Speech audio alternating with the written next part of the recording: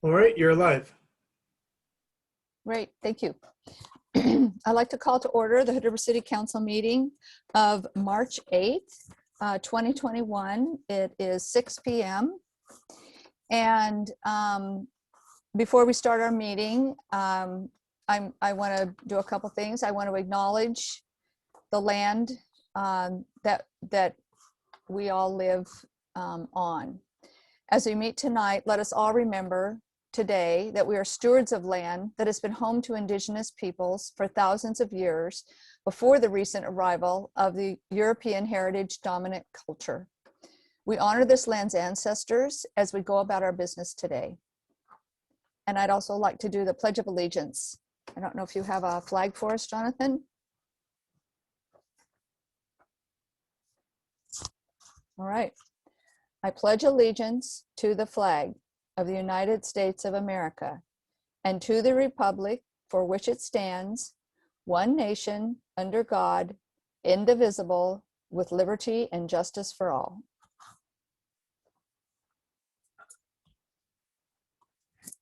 Thank you. All right. We have a couple speakers, but we're going to do business from the audience, and I have one person signed up for business from the audience this evening.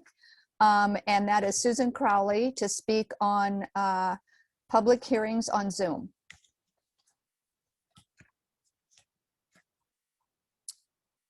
Susan, you'll have 3 minutes.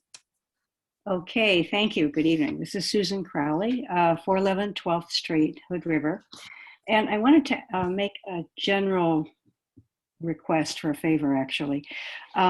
When we testify in other matters, and I've done it maybe in front of state hearing groups and judicial matters, you often have your actual face showing, which is really a nice addition, because the one thing Zoom does for us during this time is it lets our faces show to one another.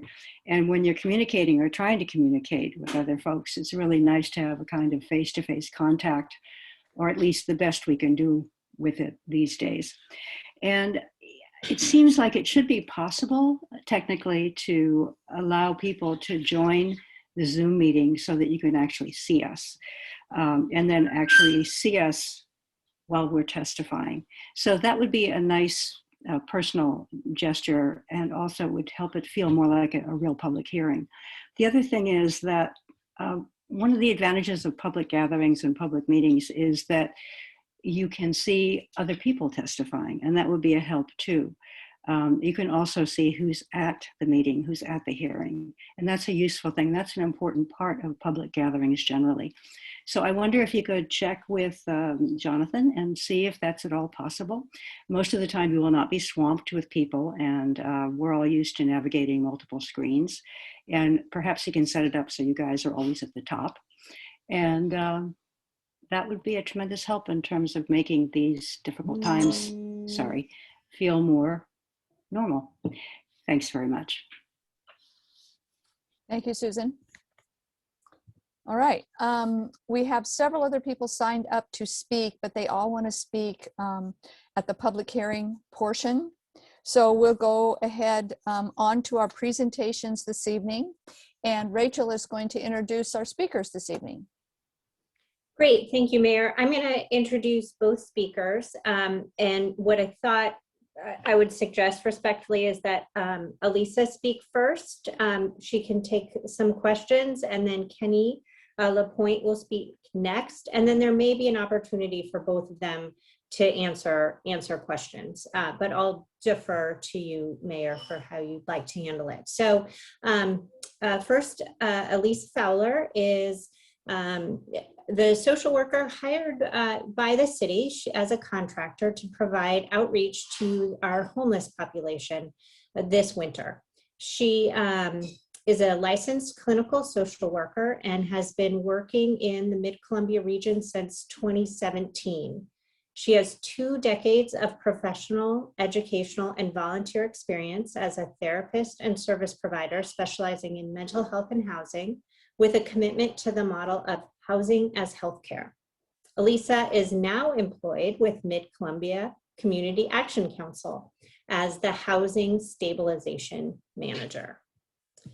And Kenny LaPoint is the newly hired Executive Director for the Mid-Columbia Community Action Council.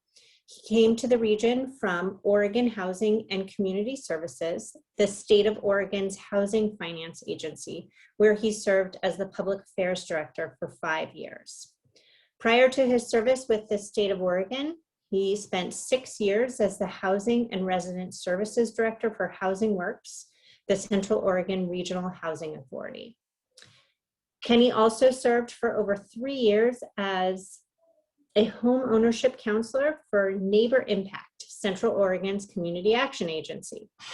Other prior service includes co-chair of Central Oregon's Homeless Leadership Coalition, the region's Continuum of Care, a member of the City of Bend's Affordable Housing Committee, president of the Cascade chapter of NAHRO, National Association of Housing Redevelopment Officials, Neighborhood Partnerships Board of Directors, member of the Community Advisory Council for Central Oregon's Coordinated Care Organization, and one of the founding members of Icon City, a Central Oregon nonprofit organization. We are really fortunate to have both Alisa and Kenny as members of our community providing these important services. And with that, I'll turn it over to Alisa. Hello, thank you everyone. Great to see so many faces that I know from the work that I've done previously with the Hood River Homeless Task Force, and I am very grateful for this time to present on this project today. I am, and also thank you, Rachel, for that introduction. I am going to share my screen and briefly share some slides about my project with Gorge Outreach, and then I will, as Rachel said, answer some questions, and then it will lead right into the work that Kenny is now doing in our region.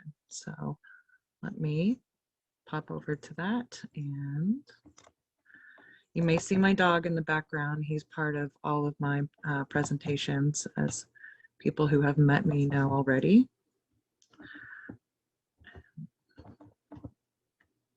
Are you guys seeing my my PowerPoint? Wonderful. Okay.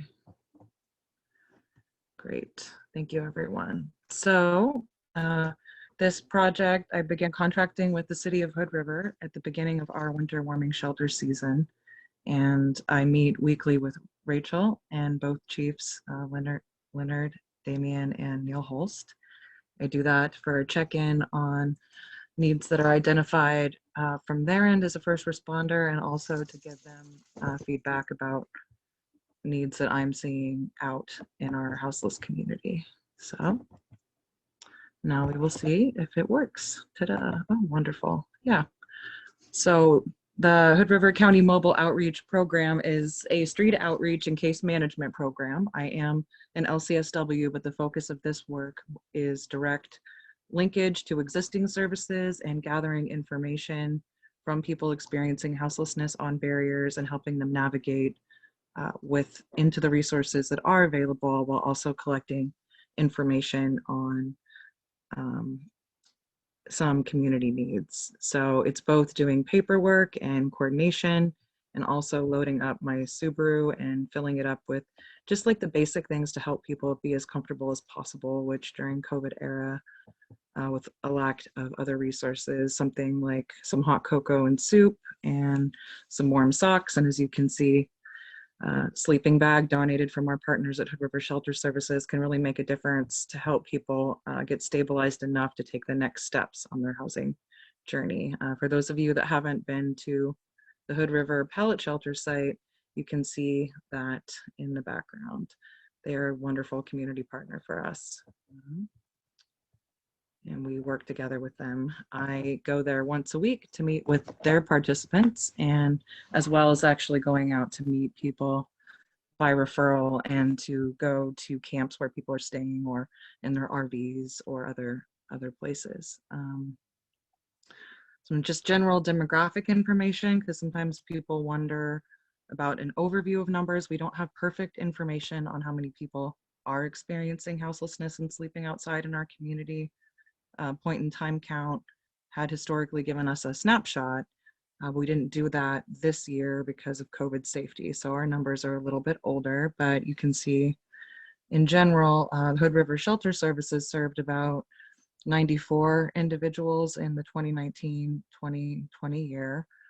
I think that's an undercount. It doesn't count our folks that maybe are staying on an RV with no utilities out on somebody's property, or people that are doubled up, or people that might have somewhere to stay for a little bit and then move on, or staying in campgrounds. But that's the information that our federal government has as sort of a snapshot. So all the people that I worked with through this contract met the HUD definition, the federal definition of homelessness, which meant they were either staying outside in a tent or sleeping on the street, in a vehicle, or some other place not meant for habitation, or doubled up. Folks were also eligible.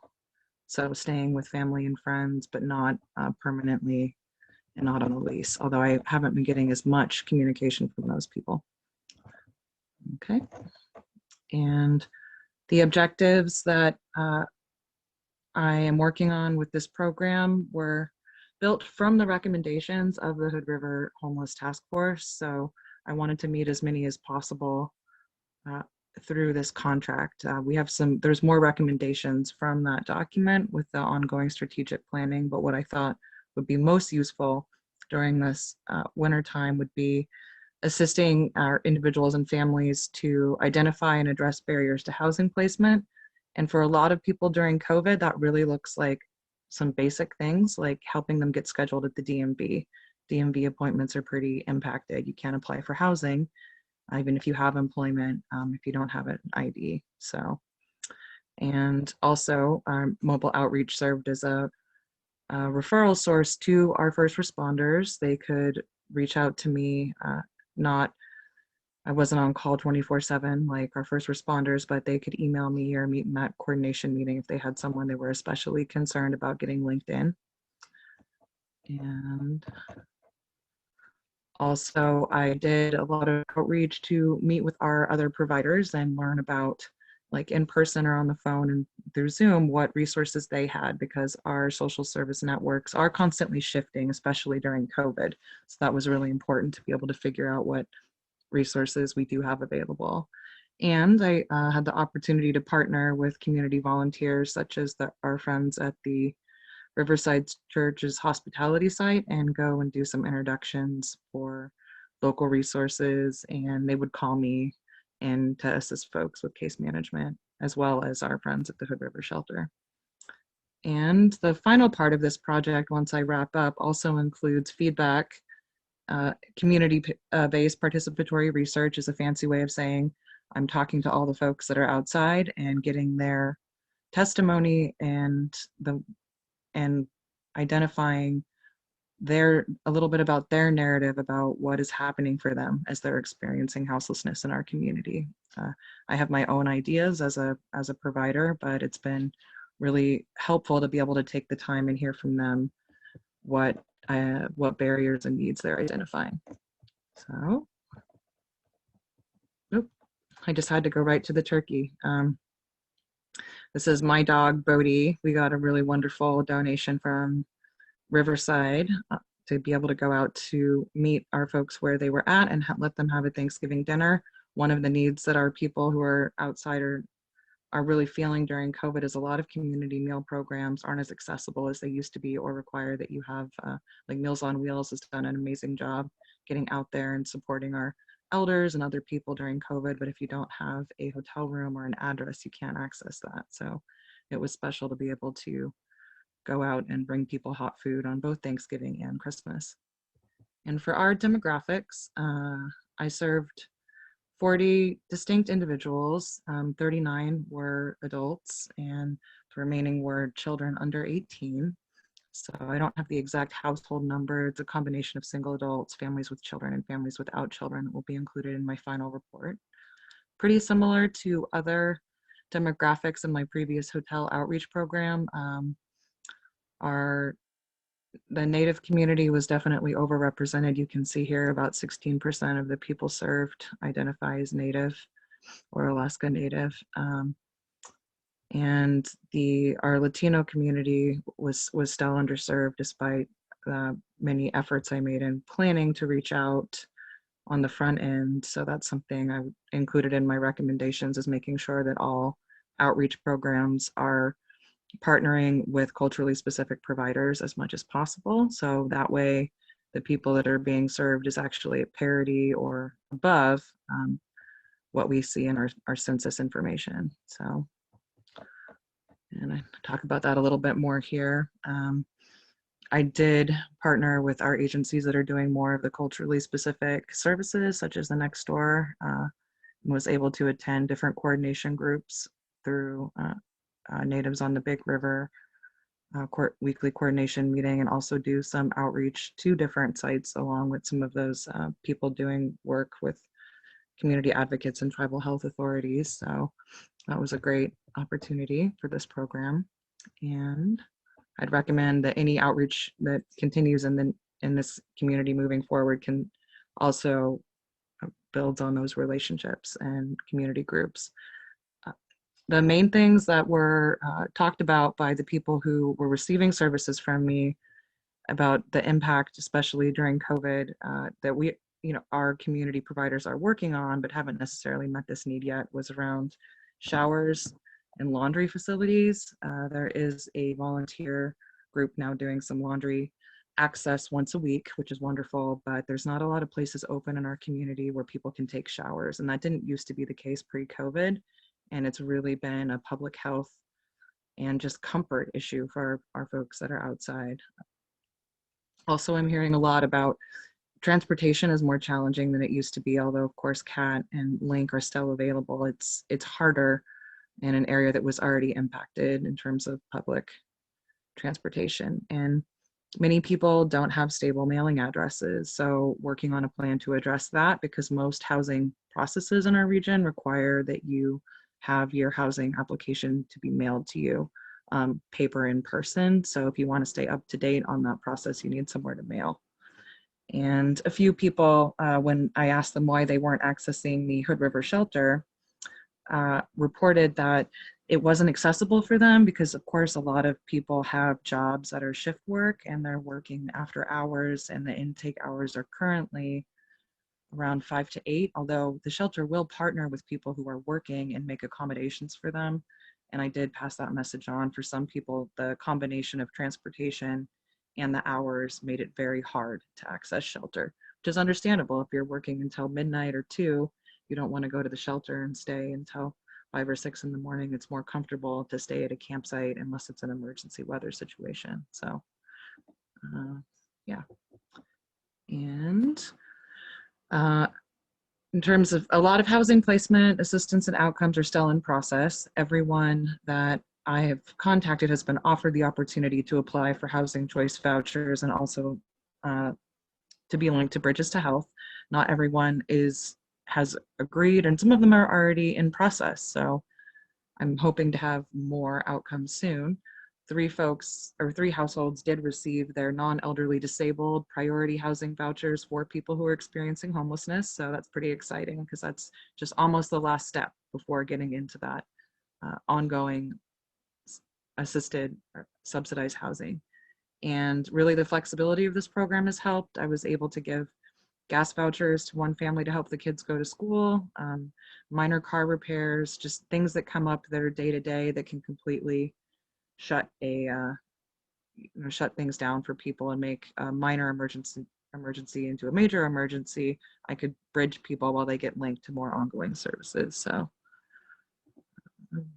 and during our sort of surprise winter weather event too, I was really fortunate to be able to coordinate with our first responders and also Gorge Ecumenical Ministries, who did the emergency hotel voucher program, to get a lot of people access to that resource, which was just so important. If you all remember, there were some nights, I think it was down to 19 degrees, and I encountered a family that had been planning to sleep in their car because their RV, they couldn't get to their RV, that sort of situation where people may have had a resource but were unable to access it because they didn't have the right transportation. So I'm very glad that that family and their kids got to be inside during that time period and are working on next steps now.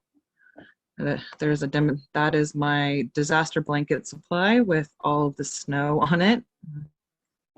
And yeah, I think next steps for this project are putting together our final demographics and the participant feedback, and all of that will be submitted to the city at the end as a deliverable, and making sure that I review with all my participants that they've all been referred to available resources. And I think I can pretty much let Kenny go on to the next steps, because through my role now with, I've recently, within the last 2 weeks, started working with Kenny as Mid-Columbia Community Action's Housing Stabilization Manager. And there's a lot of opportunities coming up through MCAC around all of the goals that I'd outlined before, for making sure we have robust street outreach and centralized access to available resources, and getting much better data on who is experiencing homelessness and, you know, what their needs are back to the community.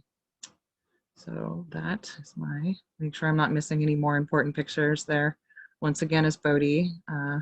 We filled that Subaru up and emptied it many times during this project in order to get as many both informational and basic needs resources out to our community.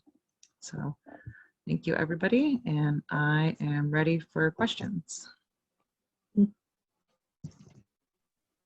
Thank you, Alisa. That was fantastic. That was amazing work you did this winter.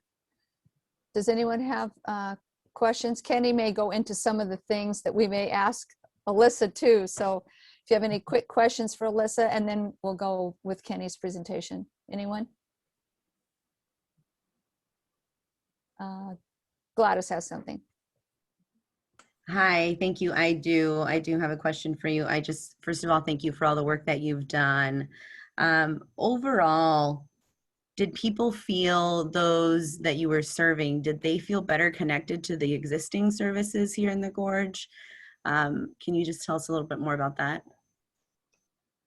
I believe that they did. You know, I didn't put this in my bio, but I've been volunteering with Hood River Shelter Services for a couple of years, and I also did some volunteer work out in, I live in Wasco, and I do some work in the Dalles as well, volunteer-wise. And you know, previously when I was out doing homeless events, I would ask people, are you on a waiting list? Are you working with a housing manager, housing case manager? I'd say 50-50 people would be working with somebody. And that was a really low number to me, because my experiences come from Washington County and Portland Metro, where when you're out on the street and you're engaging people in conversations about their housing plans, 80 to 90% of people are like, yeah, I'm working with TPI, I'm working with this person, I'm just on this list. But our community here, when I first started going out and talking to people, I realized they had never had a social worker necessarily come to them and start talking to them. So they were a little confused. They maybe had experienced someone from a faith group or a volunteer group come out and provide them with soup or socks or blankets, but a lot of them had not been engaged like in their own, like in their camps and out on the street with that conversation. So I see a huge improvement, and that's not just my project with Gorge Outreach. I think it's also regionally other providers, including like the Next Door and MCAC's like SFEF program, are going out and really seeking people out that are for whatever reason not engaging. So. Anyone else? We may have questions after Kenny's presentation too. Thank you, Alisa. Great, thank you, Mayor McBride. Go ahead, Kenny. You're up. Great. Can you all hear me okay? All right, I'm going to share my screen and show you some more acronyms.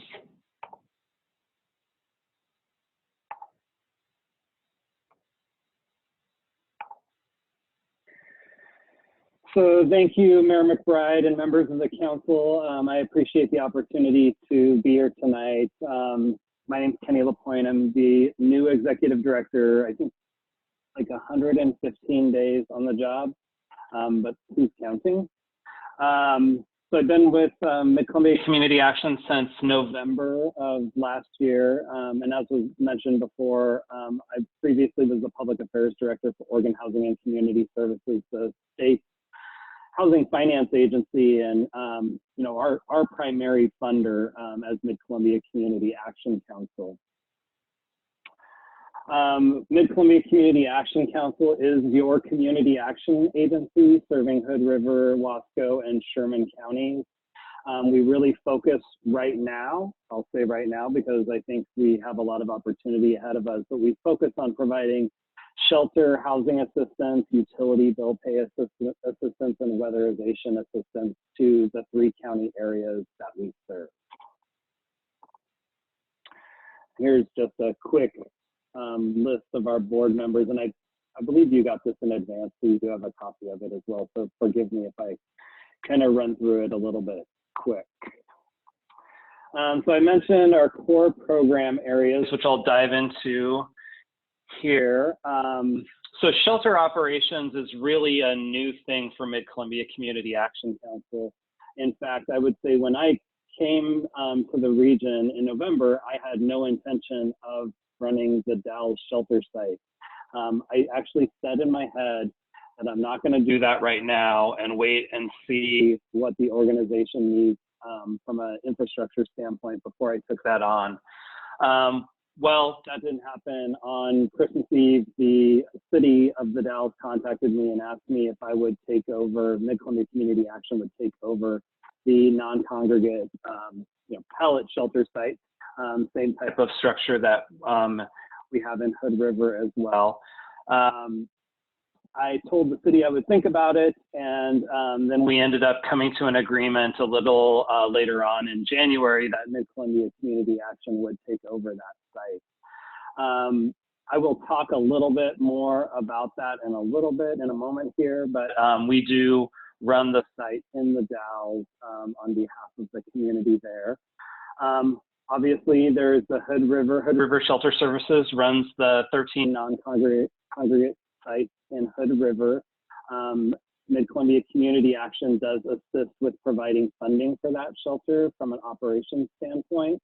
And then, this winter time, the first thing that I wanted to do coming into the position is make sure that we did have a solid shelter strategy, in particular for the winter season. And so we assisted in funding both the Hood River and the Dalles shelters, including purchasing some of the pallet shelters at the Dalles site. And then we also have funded hotel and motel vouchers in both Hood River and Wasco counties. So Gorge Ecumenical Ministries is helping to administer the hotel motel voucher program in Hood River County. And then St. Vincent de Paul of the Dalles is administering the hotel motel voucher program for Wasco and Sherman counties. Here's the sites. I think you all have probably seen the Hood River shelter sites. And I always like to say this, but it's kind of obvious here. There is nothing about these shelters that is made of pallets.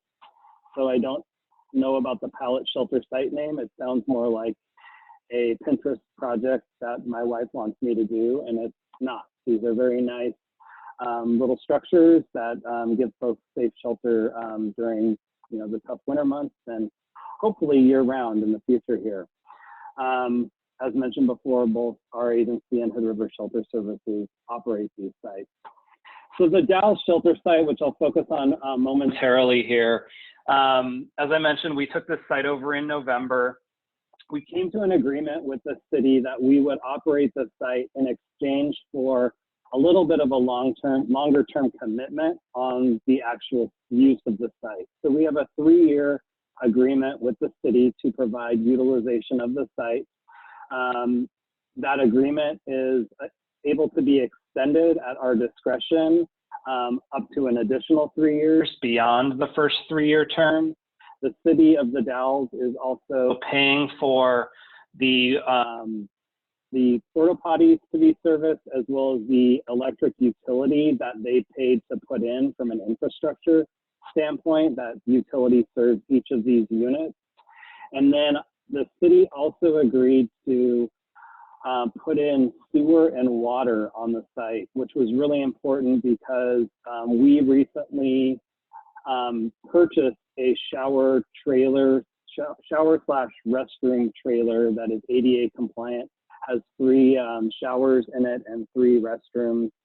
And we plan to put that on the site when it is delivered, which is supposed to be delivered in June of this year. And then that would allow the residents or the guests of the shelter to have access to shower facilities as well as restrooms. And as Alisa mentioned earlier on, having access to showers is a very critical need right now, especially since many of the public facilities that folks used to rely on to take showers at have been shut down due to COVID. So we're really excited that we're going to be able to bring this into the community. We also anticipate in the future that the shower trailer will be able to serve as outreach across the region. We would really love to have a second trailer that we could, so we could have one in the Dalles and one in Hood River serving all 3 of the counties. But we also envision that if we are in, when we are in another wildfire related situation, we could use the shower trailer to provide showers to wildland firefighters as well as residents who may be displaced.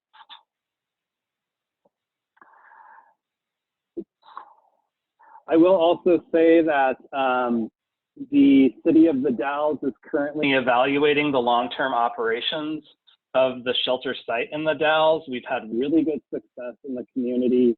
The chief of police states that there's been a significant reduction in police calls in the downtown core, and the police department is seeing a lot better interactions with folks who are experiencing houselessness in the community. And we've also been able to place a number of folks from the shelter site into more permanent housing situations, which is great. In fact, in the last 3 weeks or a couple of weeks, we've had 3 folks who've been able to be placed in permanent housing, and some of those are receiving those non-elderly mainstream disabled vouchers that Lisa talked about earlier.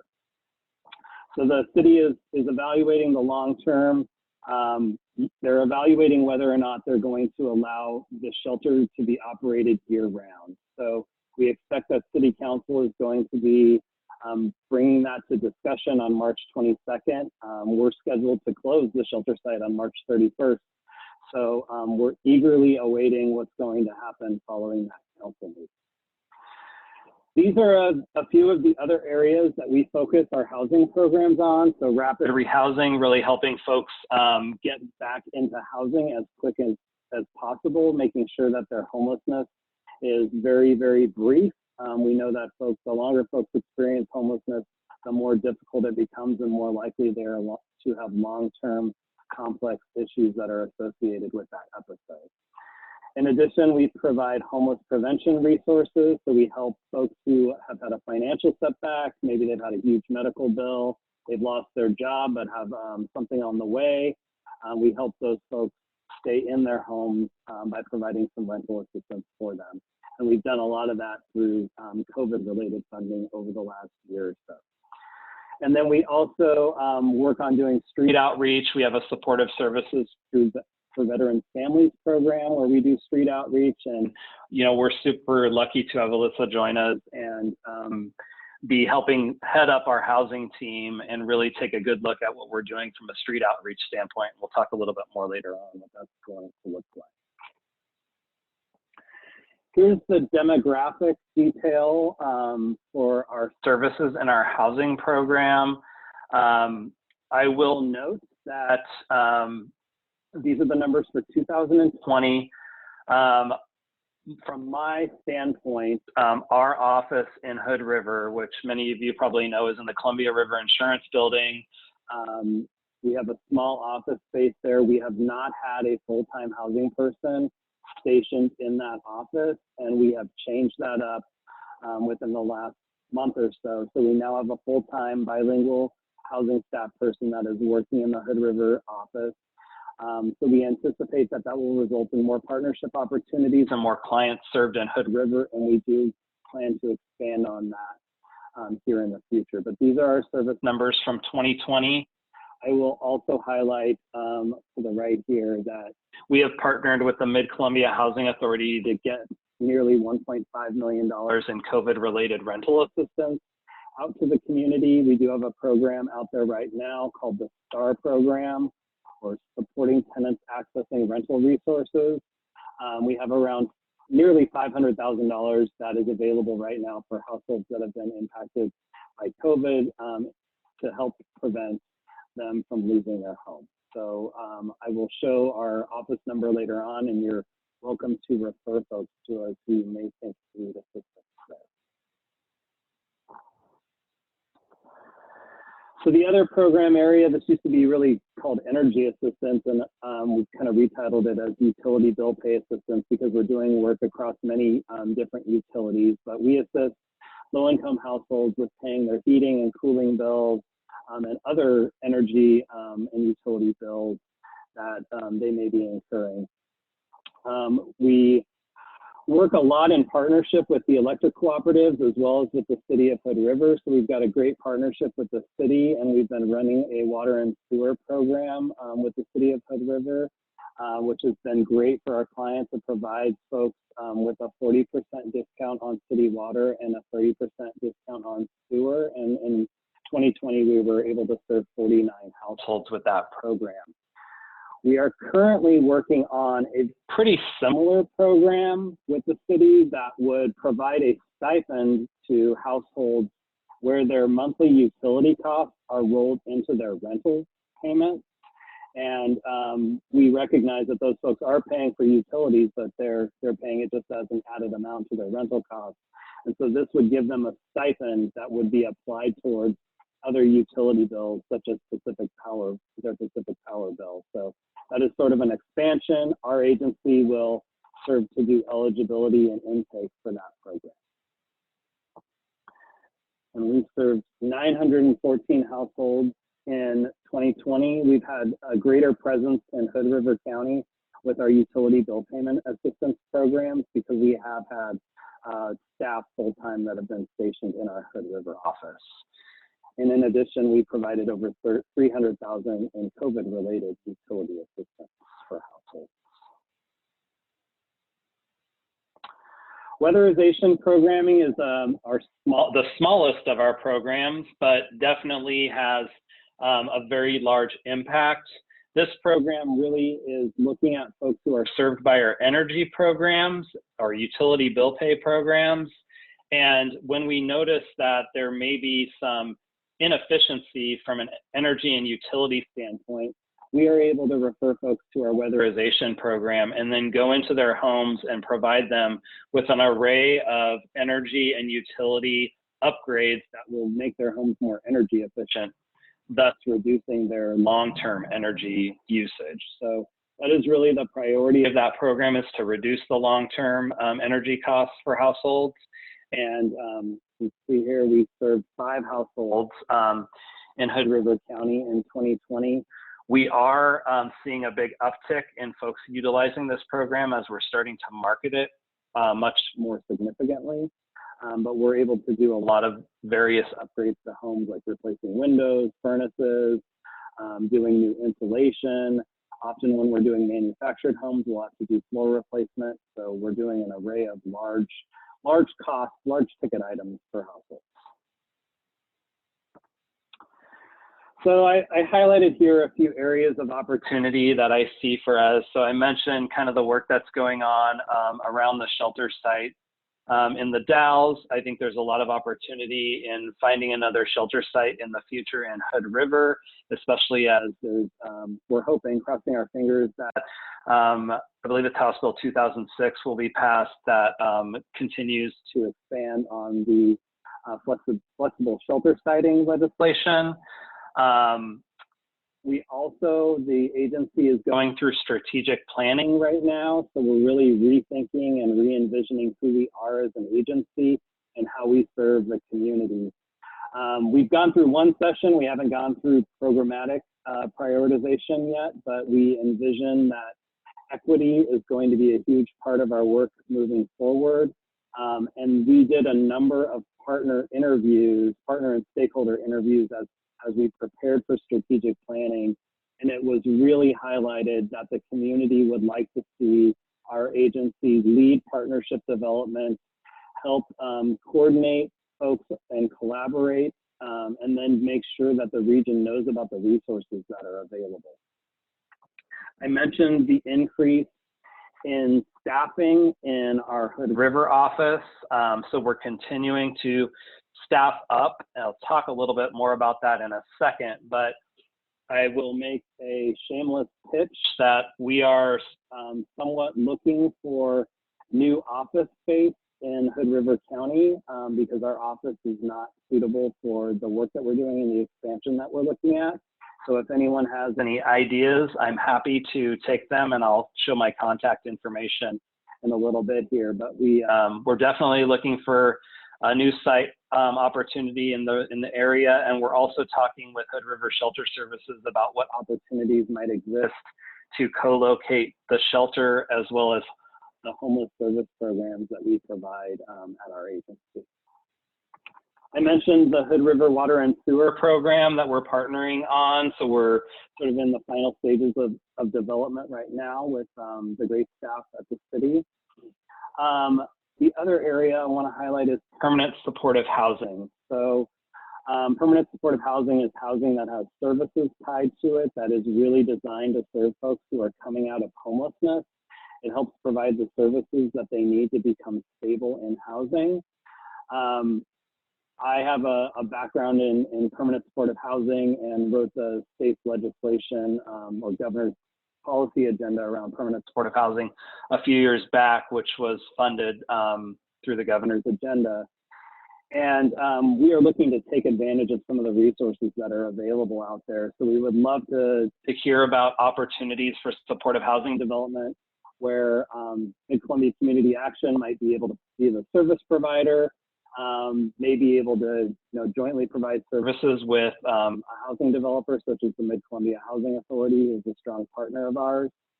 We are looking at doing our own permanent supportive housing development right now in the Dalles, and are hoping to put in an application for 40 units of permanent supportive housing in that area on a site that we currently own that is serving homeless veterans. So we hope to expand services to homeless veterans on that site. A couple of different programs that we have going on. So we've got the STAR program, supporting tenants accessing rent relief that I mentioned before. We've got an emergency rent assistance program that's going to be launched in the coming weeks. We anticipate that we will be receiving around $3 million for the region to provide rental assistance to households who have been impacted by COVID, and that will be through a partnership with the Housing Authority. And then one of the other things I want to mention here is this Emergency Solutions Grant, or ESG Coronavirus 2.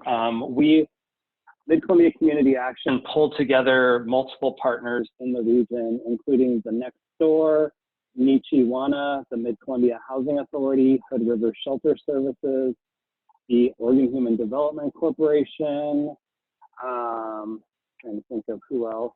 It also includes the Dalles shelter site. But we were notified last week that our application was the top scoring application in the rural Oregon continuum of care. And we were asked to come back in and ask for more money than we requested. So we are working with all the partners right now to put together a beefed up budget. And we're hoping that we can get $2 million+ in homeless service funding that would really fund our shelter system, as well as homeless prevention and rapid rehousing, and a strong, solid street outreach team that would really be working with communities of color, with folks living on the Native American sites along the Columbia River. So we're hoping that we're pretty confident here that we're going to get over $2 million in resources to help fund a variety of programs across the region that are very coordinated. So we're excited about that. So I think I mentioned one way that I think we could help, which is help me find a site in Hood River that could work for a number of things. We always, can use your political support. City financial support. I think the Hood River Water and Sewer Program is a great example of that, where we have a good partnership with the city, and we're able to use our expertise in doing client intake and eligibility screening to get folks into that Hood River Water and Sewer Program. And then just telling folks about the resources that we have available. We will continue to communicate and push out press releases as well as information on programs that are available through our agency. We've been doing that a lot over the last couple of months, and we can use as much help as possible in getting that word out. And then when you have partnerships that are in front of you, think of our agency. We are here. We're here to, kind of do things in a different way as an agency and serve our community in a very robust way. So think of Mid-Columbia Community Action, and feel free to reach out to myself. I'm sure Alisa would be happy to have folks reach out to her as well. And here is my contact info. I've also included our main office line. So if you know of folks who are in need of assistance, that is really the phone number to go through to get that. So with that, thank you very much for having me. And I too am happy to answer any questions. Thank you, Kenny, so much. Wow. I haven't heard of Mid-Columbia Community Action taking that much action over such a short period of, what did you say, 115 days for a long time. So congratulations to, thank you, and congratulations to your organization for just doing some wonderful things in a time when it's really needed. I have just a couple questions, and then other counselors may have questions too. What is the interaction between your organization and Mid-Columbia Housing Authority? That's one question. And then your interaction with people that have mental health issues. So, how does those two things interact with your organization? Great question. Thank you, Mayor. So I would say we have a pretty strong partnership with the Mid-Columbia Housing Authority. So we have been sub-granting resources to the Housing Authority on multiple programs. I mentioned the COVID rent relief programs. I'm pretty good at identifying when we don't have an area of expertise to run something, or we don't have capacity to do something. And this is one of those areas where long-term homeless prevention, rent assistance makes a lot of sense to go through the Housing Authority, because they have landlord relationships that are very solid, and they're paying rent on behalf of a significant number of households in the region. And so we've partnered up with them to administer the COVID rent relief program. I mentioned that federal rent assistance program that's coming that we did submit a request for information on, and we included the Housing Authority in that. So Joel and I talk on a regular basis, and I will say that before I took this job, I asked Joel if he really wanted to work with me, because I've known Joel for a number of years and had planned on partnering with the Housing Authority on a lot of our work. I see there being big advantages to partnership across community action and housing authorities, because we're doing a lot of work that's reaching a lot of the same population. So that's kind of what we have going on with the Housing Authority. On the behavioral health side, and Alisa and I have been talking a lot about this, especially related to the shelter site. We have a lot of clients, a good number of clients that are residing at our shelter in the Dalles, and I know it's true of Hood River Shelter Services, who are also receiving services through behavioral health providers. We have engaged, in fact, just a couple weeks ago, I took Dr. Gower on a tour of the Dalles shelter site, because I wanted her to see what we had going on there and see the opportunities for partnership in the future. The Center for Living has committed to helping stand up a multidisciplinary team that will work with our case management staff to serve the residents of the shelter site out there, which will be a huge win if we can wrap that deal up and have case management staff and behavioral health staff who are working out at our shelter site to serve folks. We are planning, I mentioned the shower trailer. We are going to be, currently our shelter manager is utilizing an RV that her parents lent her to use to run our shelter site in the Dalles. So we will be giving her parents their RV back and grabbing another situation for that site. And we plan to have sort of like a mobile case management area where we can meet with folks in a little bit of a more confidential environment. So adding those types of infrastructure upgrades to the site will allow us to bring more partners in to provide services. Part of our funding request that I mentioned that we just found out that we got an A+ on, we include funding for community health workers, as well as additional shelter staff to support the residents of the shelter. And if we can wrap behavioral health services in there, it'll be really, really great. I would also add one more thing to this, and that is that when we do permanent supportive housing, I'll say when we do it because we are going to do it. We need partnership with behavioral health on the site that we develop or partner in development on to provide services to the site. So we have to have a strong behavioral health partner in order to serve a population that does have complex needs that not all of our staff are super equipped to handle, and we need to have those supportive services available for folks. Right.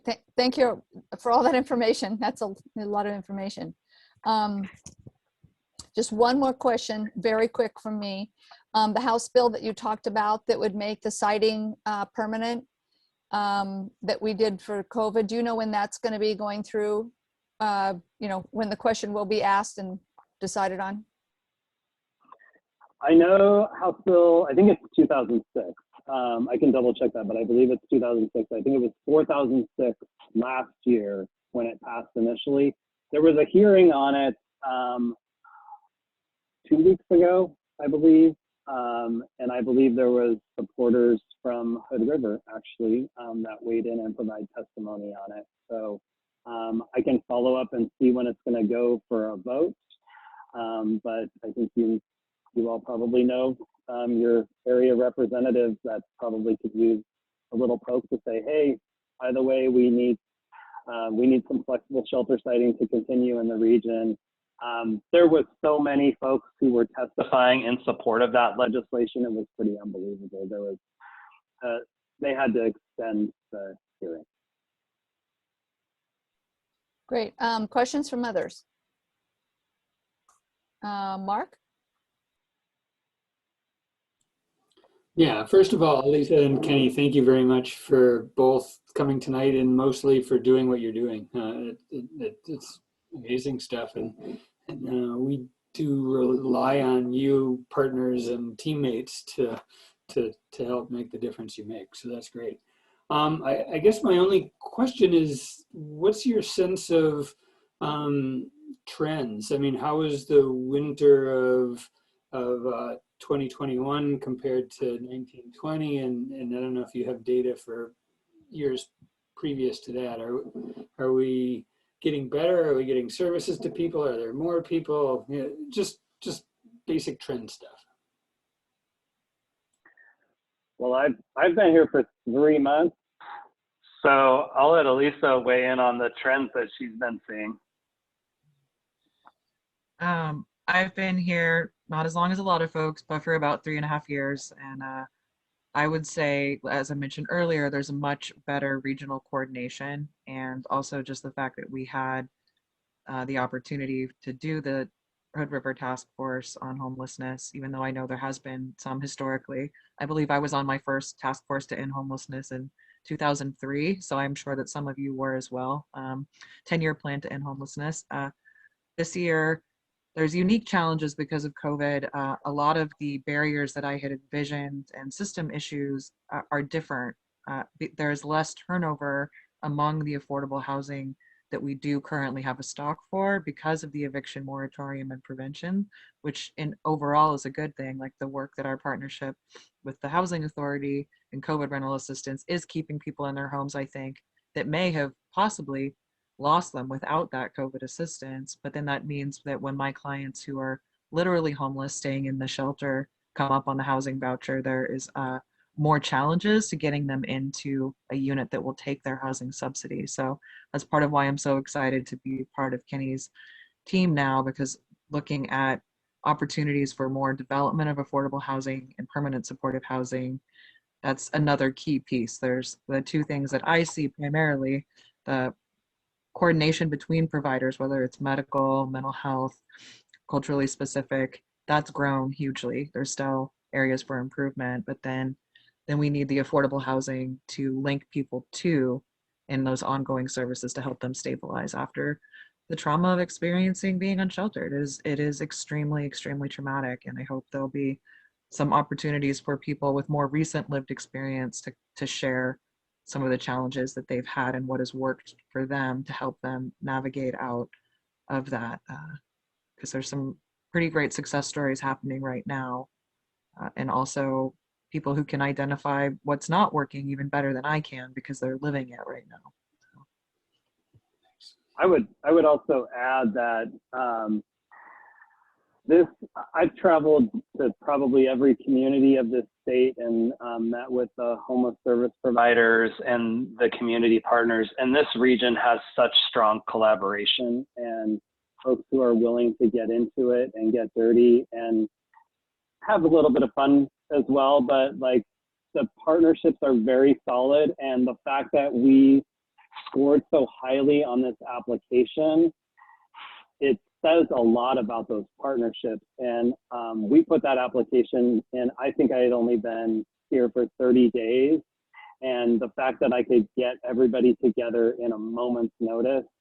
And when I told them we were potentially going to get more money, they were on the phone in a moment's notice as well, to talk about what that would look like. I haven't really seen that happen all over the state. So many communities struggle from a partnership standpoint.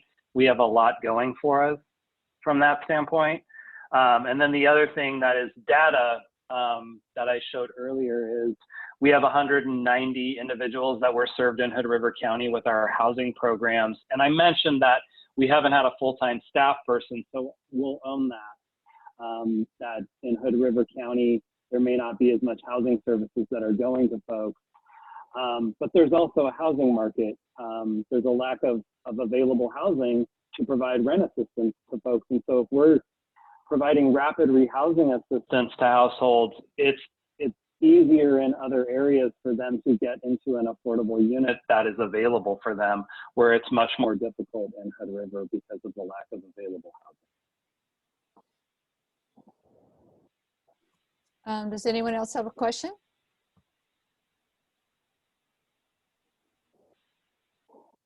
I don't see any hands. I want to make sure. Okay, I guess we don't have any additional questions. You guys were very thorough. We really are happy to hear from you, and probably would like to hear an update in another year at least. But it's really encouraging, I think, to hear that there's so many partners that are collaborating so well together, and your leadership under this in coordination with all these other agencies. It sounds like good things are happening, and we're able to help some people to some extent, and we'll keep continuing to collaborate with you. Really appreciate you coming to speak to us. Thanks for having us. Really appreciate being here. Yeah, thank you. Thank you, everyone. Bye.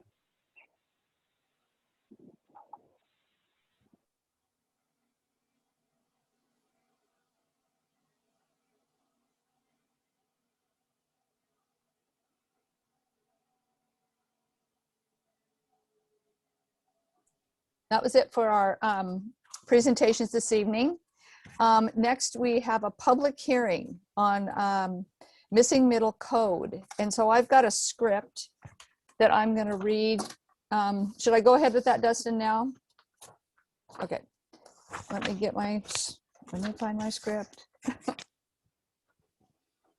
Okay. All right, ladies and gentlemen, I'd like to call to order a public hearing on a legislative amendment to the Hood River zoning code related to middle housing file number 2020-37 and ordinance 2061. Let me begin with a brief description of tonight's process and a few disclosures required by state law. First, I'll describe the order of events for each item on tonight's agenda. We will begin with a staff report in which the staff will describe the proposed amendment, the applicable approval criteria, and how the proposal is consistent with those criteria. Secondly, we will hear testimony from the public, which will happen tonight, and we will also be allowing at the March 15th City Council meeting. After that, we may discuss the draft, deliberate, and may choose to continue the hearing prior to rendering a decision. Our decision, however, is not final until it is reduced to writing and officially issued. All of our decisions are final, and when the written decision is issued, may be appealed to the Land Use Board of Appeals. However, to appeal one of our decisions, you must participate either orally or in writing before the close of our record. Here are some basic rules for presenting testimony in tonight's hearing. Only present testimony in the order I just recited, and do so only after being recognized as a speaker. Begin with your name. Please limit your testimony to issues that are relevant to the proposal and the approval criteria. If you believe that other or different criteria apply, please identify those and explain why you think they apply. Finally, we may set time limits on the presentation of testimony tonight, although there is no limitation on written arguments that may be submitted. It is by way of a procedural introduction for tonight's hearing. If anyone has any questions about the process as we go forward, please feel free to raise your hand and ask them during the public testimony portion of the hearing. This is regarding procedural issues. We'll go ahead and hear from the staff now with their staff report. Then we will take comments from anyone wishing to testify as part of the hearing. We will not be deliberating this evening. We may be asking questions of staff, but we will not be doing deliberations until we have heard all public testimony. All right, staff report. Thank you, Mayor. I have a short presentation here for you to queue up some of the conversation in the testimony tonight. So with that,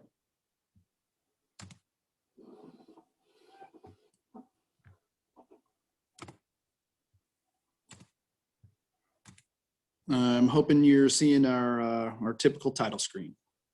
Great, thank you. Again, good evening. Tonight, I'm going to provide an overview of the draft code and its current status. Again, the purpose of tonight's meeting is to initiate the public hearing and hear testimony from the public, as well as the opportunity to allow council to provide any questions on the draft prior to any legislative action. From our last meeting, developing the code language for missing middle housing, duplexes, triplexes, and cottages is a part of your 2020 work plan. And the purpose of the project is to establish a clear process and regulatory framework that allows greater diversity of these needed housing types that would be implemented in a standalone code for uses that were permitted outright in each of our residential zones, to establish and to be reviewed under clear and objective standards through expedited review processes. In your packet, you have the legislative findings relating to 17.8, which outlines the criteria for legislative changes, which is a part of the record now. But for the audience that's joining us, possibly for the first time, I wanted to provide a little background. Middle housing has been discussed quite a bit over the past couple of years and referenced in Goal 10, which is the city's housing needs analysis, which really started looking at the need and strategy to provide some greater efficiencies on our buildable lands, which is a part of our comp plan background. The project really began to take form with the completion of 2020's Echo Northwest Housing Market Report and the Hood River Housing Market FAQs, where one of the questions asked was, how can Hood River increase its housing supply to positively impact housing affordability? And the affirmative response to that, or one of the responses identified, was the development of middle housing, which is stated in the report, states that middle housing development is a key strategy for achieving a supply of units that are more affordable to more people, and that middle housing development is a mix of residential housing types where size and number of units fall between a traditional single-family home and a multifamily apartment building and are compatible in the look and feel with single-family detached homes. Further, it goes on to say middle housing units are generally smaller, making them more affordable than larger detached units while requiring less land than the current stock of our detached housing. From there, we began to work on our project and began to advertise out in public in our social media outlets in English and Spanish through local radio spot where the mayor and I appeared on January 6th, through local paper coverage, media coverage, and through development of a project-specific webpage. With the development of the draft, we have conducted now 11 Council and Planning Commission public meetings, this one being number 12, and the initiation of the legislative council hearing. As drafted, the code included in your packet and available online outlines the expedited approval process, development standards, includes provisions for land divisions, building heights, parking rates, density, architecture, landscaping, pedestrian access, low impact development, stormwater management, tree preservation, building and site orientation, site access, housing conversions, and a certain number of development size restrictions. As listed in your packet, in kind of a procedural matter, we received notice about an issue regarding the notice and hearing dates, which as published in the paper, appeared electronically on February 16th, 20 days in advance of the hearing, but didn't appear in the physical publication of the paper until February 17th, the publication date. And that is my responsibility. I take responsibility for that notice. So as mentioned, in order to ensure that the public is given our full opportunity and full notice to participate, we have a recommendation, a staff recommendation, that after you take testimony, and if you choose to discuss, you leave the record open and allow testimony on March 15th prior to any action. So if you have any questions on the notice or questions on the material in the packet, I'd be happy to take them now. But I know you have a number of people who want to participate, and we received a great deal of information today. So we would like to turn some of that over to them to make sure that they do have that opportunity to speak to council.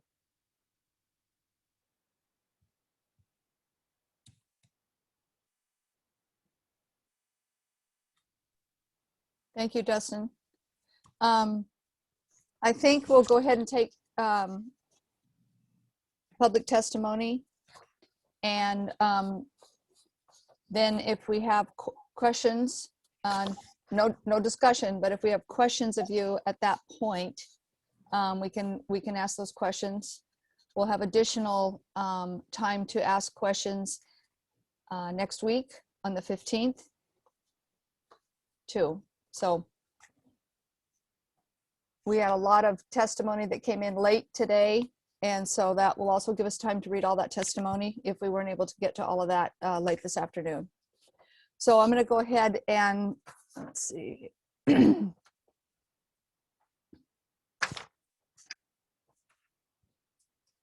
go ahead and take comments from anyone wishing to testify as part of the hearing. And right now I have 10 people that would like to speak. So if everyone could keep their comments to 3 minutes and try to get their succinct points in 3 minutes, let's go with that. The first person I have that would like to speak is David Windsor. And the second person up to speak would be Sylvan Shaw. Am I on? You're on, David. All right. Well, thank you for listening to my comments here. My name is David Windsor. I'm the plant manager for Cardinal IG up in Odell. I'm responsible for 380 employees, their well-being and their financial success long-term. And I think it's still the goal of many employees to be able to afford some kind of living situation. And 75% of my staff live in Hood River County, 25% in Wasco. And a common theme I see is as people grow and move out of the house, so to speak, they really don't have anywhere to go.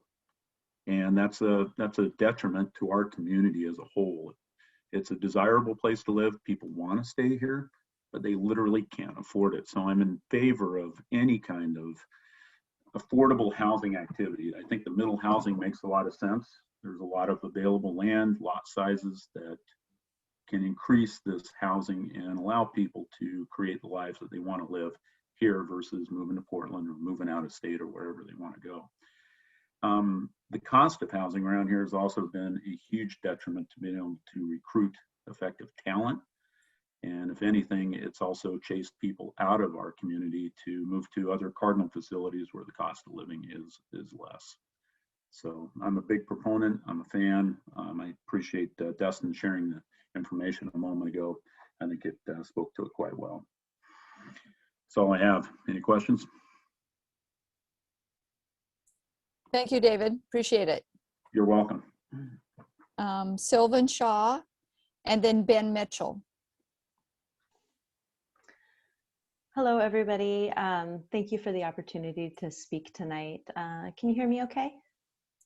Yes, we can. Wonderful, thank you. So my name is Sylvan Shaw, and I'm actually testifying tonight on behalf of my friend Carlos Alvarez, who couldn't make it. He has volunteer commitments, but he's an essential worker here in town. And he's also a very essential part of our community. He's somebody who you probably all know and love from Rosars. But it's people like him who make this community a community, people who work here and raise their families here and take care of their neighbors. So Carlos says, "Good afternoon, council members. My name is Carlos Alvarez, and I have been a resident of Hood River for almost 21 years. I consider this lovely town to be the so-called promised land because of its people and its beauty. However, I've always thought that the cost of living and the opportunity to purchase an affordable home is almost impossible. In my time here, I have had to share a place with roommates because even to try and rent a place on your own is a true struggle for many hardworking individuals and families. I work at a local grocery store and have witnessed the need of an affordable housing solution for coworkers that are just starting out on their own journey away from the nest. So many couples work 2 shifts to make their monthly rent. Many people that I know live in places like Cascade Locks, Stevenson, the Dalles, and other places, but hold a job still here in Hood River. The high cost of housing is forcing them to move away. These are just a few examples, but there are many." He says, "Council members, with all due respect, please take into consideration that not everyone who lives in Hood River can buy a big house here. Please pass the code that will create housing for those who live here and are in a real need to stay in this beautiful town." And he says, "Sincerely, Carlos Alvarez, 1440 Barker Drive." And thank you so much for allowing the testimony. Thank you, Sylvan. Ben Mitchell, and then Brian Toohey. Awesome. Thank you, counselors. Some of this I mentioned last week, but glad Councilperson Rivera, this will be new to you, but just wanted to say thank you for taking up this absolutely critical need for workforce housing in Hood River. I've lived in Hood River for nearly the entirety of my adult life. I moved here in 2010 for a term of service in AmeriCorps. I worked as a journalist for the local newspaper for several years. I currently work in the marketing department at Mount Hood Meadows Resort, and I rent a house near 13th and Lincoln. I love my job.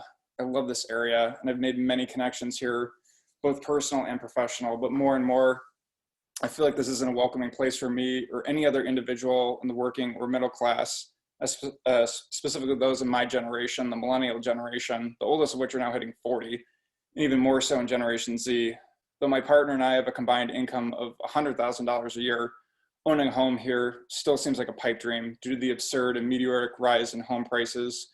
No matter what progress we make, our dream of owning a home has never felt further from our grasp, as every career move and promotion we've had over the last decade has fallen short of the breakneck pace of the housing market.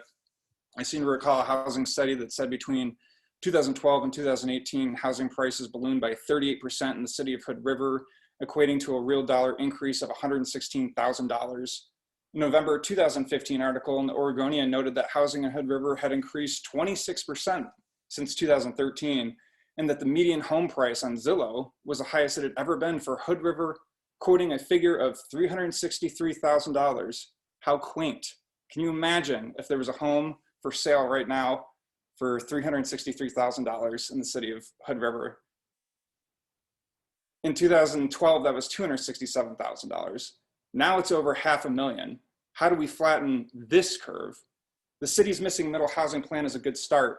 Hood River's own housing needs analysis from 2015 shows how desperately development like this has been needed, and how little there has been of affordable multifamily housing, or any affordable housing for that matter, since the analysis was published. Missing is an apt name.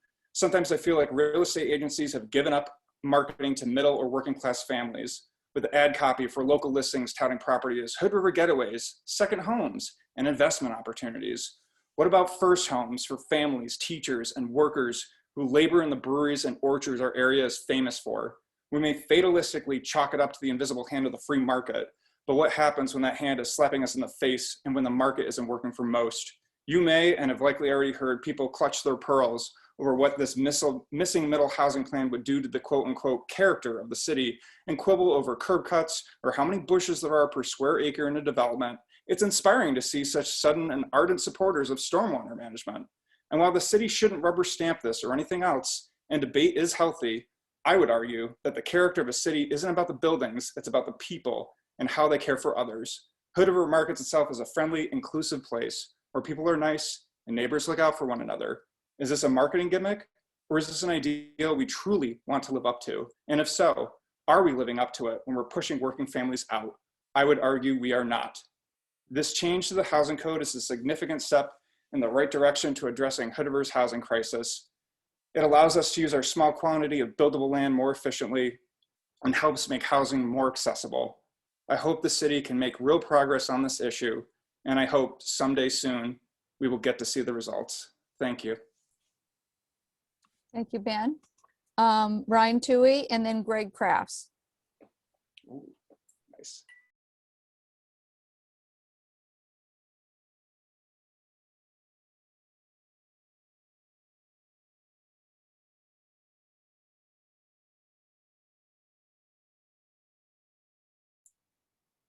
Brian, we can't hear you yet. I'm not sure if you need to press *6.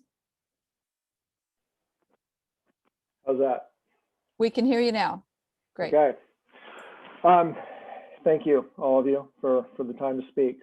I'd like to start before getting into the code itself. I'm disappointed in the public notice issue, and I think that this meeting should have been rescheduled. I believe the meeting's unlawful because of the timing notice, and also, in addition to that, this entire event is contrary to city goal number 2, which is inform and engage all segments of our community through transparency and proactive and inclusive, comprehensive outreach. I'd like to ask Mr. Kearns if that is going to be adequate to give me standing in the future if this becomes an issue.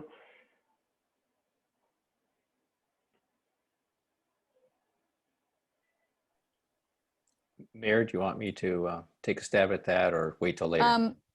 I think you should wait. Okay, Brian, just answer that. Brian, you've made the request, and the city attorney can address that at a different time, but I don't want you to eat up your time waiting with his answer. So just go ahead and with your next stuff, and he can get back to you later. That was a yes or no. Okay. So I've been a proponent of a cottage code for a long time. I think this is long overdue. This covers that and more. Everyone understands that housing here is not affordable, and we should address that thoughtfully. Unfortunately, as written, this doesn't do it. It needs some tweaks. Of immediate concern is the effect of these radical changes on city goal number 3. This shows up in the likely impact of the drastic reductions in parking requirements. The second concern is that this is not going to result in much housing for residents. We do have good developers that want to do this. I'm thinking of Mike Kitts and Greg Crafts, but we all know what's happened with their well-intentioned developments in the past. So first on parking, goal 3, promote an efficient, safe, multimodal transportation system that alleviates traffic and parking congestion and encourages bike ped transportation. Everyone here has at least one car. We all know it. Please require at least one parking space per dwelling. We'll regret it if you don't. Second, so if we're going to cause harm to one city goal, we should ensure that we're getting something for it. And that something is workforce housing. I think we all agree on that. So to that, affordability, diversity, workforce housing in the target market, except in rare cases, this isn't that solution. I think it would be instructive for everyone to understand how much the middle housing units are likely to cost and who the likely buyers will be. Planning Commission spent some time discussing that, and I think you should as well. The last time the city tried to help housing for locals, as an example, you enacted STR regulations that resulted in a significant increase in the number of STRs, especially owned by out-of-towners. So it's quite possible this will just be another round of that mess. And I'm happy to discuss that in detail. It sounds like we got a week to do it with any council member. The data's crystal clear. I've got it. I'm happy to share it with you. So some of the code provisions in this thing are great. I think there are some things we should consider though, so that we won't just be getting more secondary homes. First, the code should be reserved for affordable and retaining homes for local residents.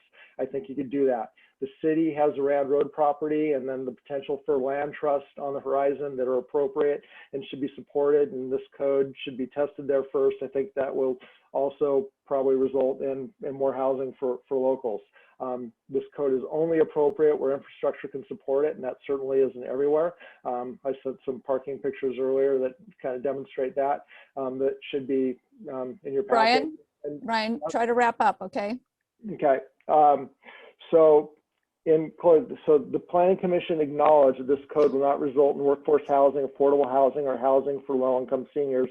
The market rate housing should have parking, and these types of homes should be reserved for developments like Rand Road and the land trust programs until we understand how they work in a small town like ours, and where we can, prioritize truly diverse housing for all locals and seniors. Thanks for the time. I appreciate all the hard work you guys are doing. Okay, Greg Crafts is up, and then Jennifer Paletto. Hi, councilors. Can you hear me? Yes, we can. You're loud and clear, Greg. Okay, good. My name is Greg Crafts, and thank you for working on some form of cottage housing ordinance. This has been missing and needed in Hood River for years. I'm commenting because I want the ordinance to succeed, and I want it to be used as often as possible by the building community. So I've got some specific points to that end. I know that parking would look best if we were behind the homes, but requiring this in all situations may make the ordinance a lot less used due to our many sloped and narrow lots. It also has drawbacks of more impermeable surface while creating less open space for the inhabitants of the homes. I can see situations where it might make sense to have 2 parking spots in front of the lot and 2 more parking spots in the back from the alley. But this code as written would prevent this. And speaking of alleys, our alleys are only 10 feet wide. Requiring all access to be for the alleys could quickly overrun the usage in some situations. For instance, the other day, I looked at a lot that was for sale, which had an alley in back and was big enough to be split into 2 lots. If each of those then had 4 units on each lot, the alley would go from no usage to cars for a total of 8 homes, which would be quite a change for the neighborhood. Next, I'm concerned about the requirement that detached buildings be 10 feet apart. I believe fire code for buildings is 6 feet. It's hard enough to fit detached units in an infill lot, and this 10-foot rule would make it a lot harder. I'm afraid this will push the developers to create attached units, which in turn will be bigger, bulkier buildings, which will not look as good in the neighborhood as detached cottages would. And last, I feel there needs to be a plan to make sure the code will work with the building and public works and fire departments. I've had situations where planning was okay with the project, but all of a sudden the building department interpreted a fire code to mean the lot line had to be 3 feet from the exterior walls in detached housing situations. Unfortunately, this cost me not only time, but a lot from the development, which raised the prices for everyone else. Furthermore, with all access from alleys, there could be fire department problems if the units are too far from the main street. So thanks for listening, and thanks for working on this important project. Thank you, Greg. Jennifer Pauletto, and then Tina McNerthney. Good evening. Can everyone hear me? Yes, we can. My name is Jennifer Pauletto, and I've been a resident of Hood River since 2011, and I currently rent near 13th and Lincoln. Thank you all for your time tonight in addressing one of the many housing-related issues that affect the members of the Hood River community. The building code should reflect the needs of residents, and addressing missing middle housing helps do that. I've worked most of my adult life in the Gorge, and as a professional working in social services, I have never once thought that I, myself, or together with my partner could ever own a home. I recognize that my experience is one of privilege in many ways, and I want to acknowledge that I have the time and ability to join you all tonight. And though my experience is my own, I know many people who have also committed their service, knowledge, and abilities to Hood River and have a similar shared experience. All of my professional roles working with children and families have been to increase access to vital services and promote inclusive policies. I currently manage direct service staff and programming for a local nonprofit. For the last 4 years in this position, I've never been fully staffed. Most of those who work in the agency note housing in the Gorge is the primary reason they have to turn down a position or leave the area. The agency I work for loses talented staff because they note other communities will allow for building a family.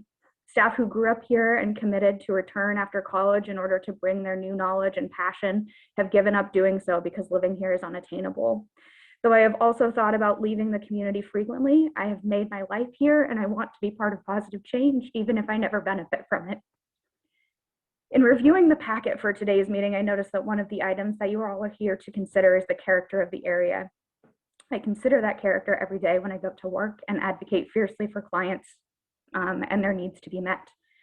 If we're really addressing the character of the community, we need to also note that we continue to lose members of the community due to housing prices. Our nonprofits cannot hire and sustain staff, and vital services cannot be provided to community members without those who do the selfless work of social services. We continue to lose smart, innovative, and dedicated professionals, in part due to housing inaccessibility and in many different professions. If the code is not adapted, losing dedicated professionals will continue. I recognize that one of Hood River's ideals includes prioritizing nonprofits and the work that they do for our community. I'm aware that many of you here tonight also give back to the communities in the ways that you can. If we continue to keep those who uplift the community every day in a place that leaves them out of putting roots into the community, we will never meet the ideals of which we preach. I appreciate your time and dedication to this issue. Thank you. Thank you, Jennifer. Tina McNerthney, and then Eddie Petroselli.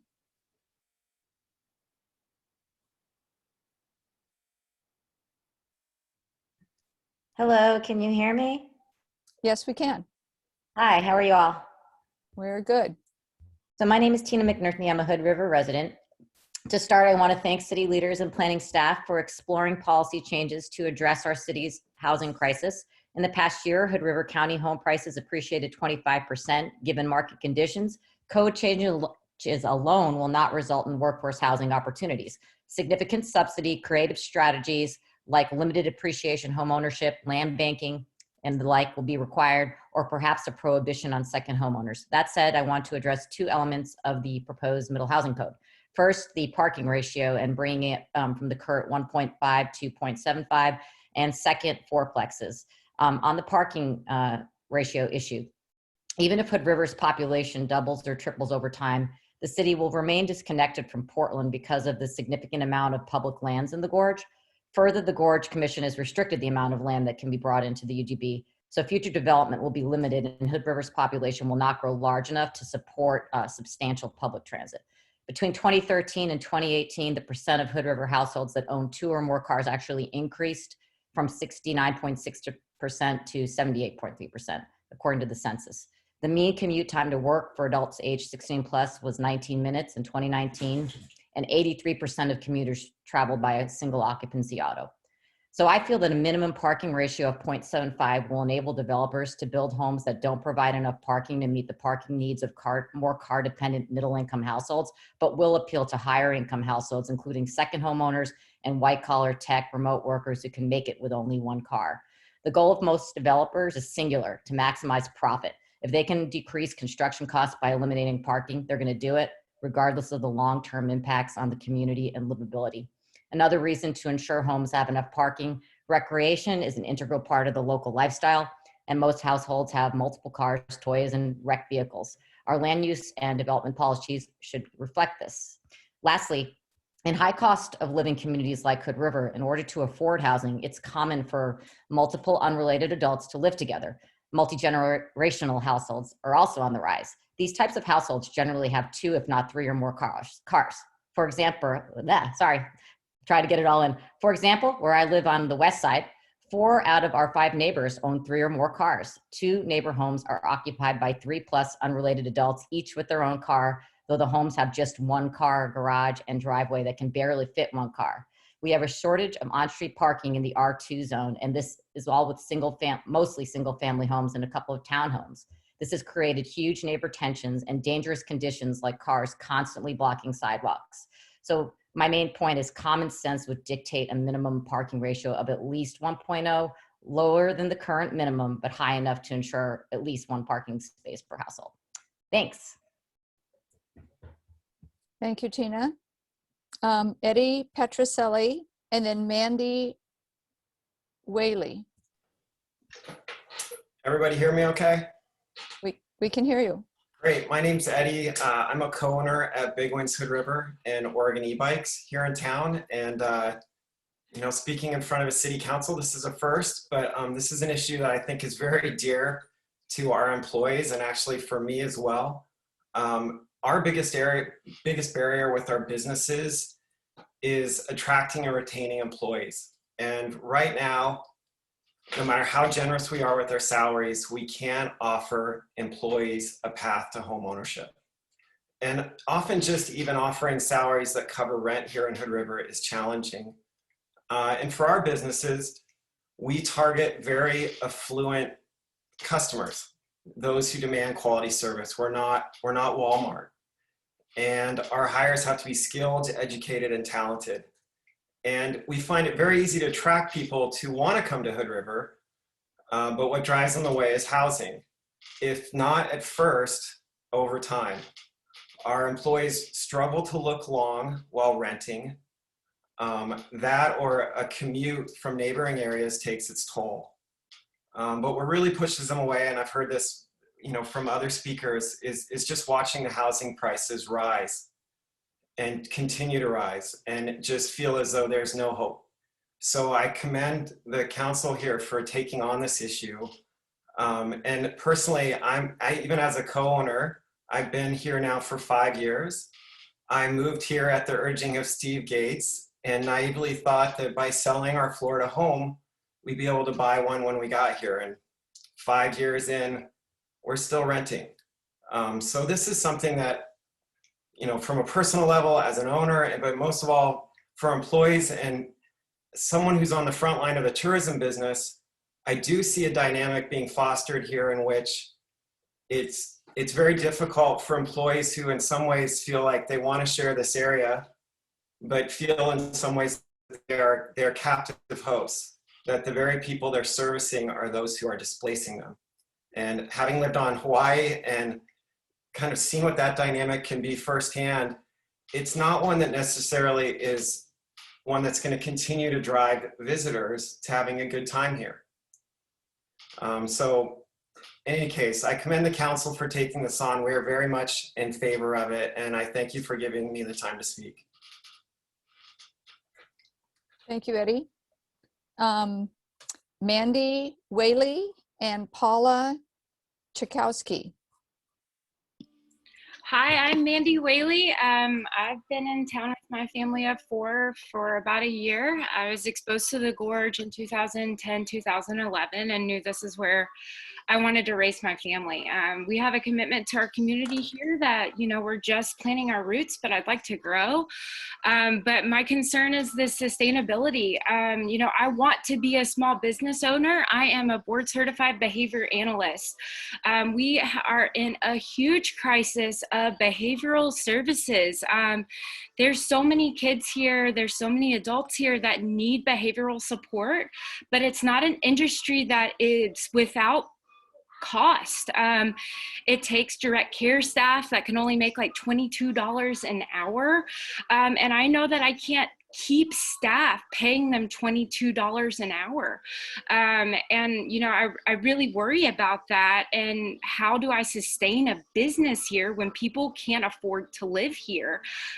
Just to train a technician, which is the direct care staff, costs $6,000 up front, and 6 months for me to get the money back from insurance rates, which means that, you know, if I have high turnovers in my technicians, my business will fail and kids with autism will not have access to services. On top of this, I see plenty of young professionals, talented clinicians, especially occupational therapists, that are having to leave the gorge because they can't afford housing here either. Occupational therapists are doctorate level clinicians, and they want to leave and go to Nevada because they can afford a house there, and then maybe they can come back and afford to buy a home later. So it's just heartbreaking to me to see such a need for behavioral health in our community, and know that housing is a big reason why I can't help supply it. It also breaks my heart to know that my kids, as it is in this trend, will never be able to establish their own independence here. This is generationally not a sustainable situation. If I can't buy a home, then my kids aren't going to be able to buy a home. I won't have a home to you know, give to them. So how are they going to enjoy the, you know, this wonderful place that they've called home as they move into adulthood? You know, I'm not a policy maker. I'm a clinician. I'm an aspiring business owner. But, you know, so please do your best. But I know that these townhomes work. I live in one on Columbia Street. It's beautiful. It's aesthetic. There's plenty of parking. But what breaks my heart is that I'm the only long-term resident here. And I know that for a fact that I'm paying almost $1,000 less in rent than everyone else in my block. Why? Because I happen to have a landowner who appreciated that I worked with the autistic community. So it's luck, and it's luck that I'm afraid that I can't sustain. And what happens if it goes away? Oregon has some of the lowest reimbursements rates for what I do. And, you know, it's not like we can just move into a you know, $1 million home, or can buy a $500,000 fixer upper. Or buy the house that we're in. So, Mandy, you know, Mandy, can you wrap up? Yes. Okay, thanks. I'm an essential worker, and I want to bring more essential workers and talented professionals into the community. I want to provide jobs for younger kids aspiring to help other people. And this bill would help that. And thank you for considering it. And I'm sorry I wasn't on time. It was really short notice, and I didn't have time to write a beautiful draft like everybody else that presented tonight. So thank you for letting me share. Thank you, Mandy. Paula Chakowski.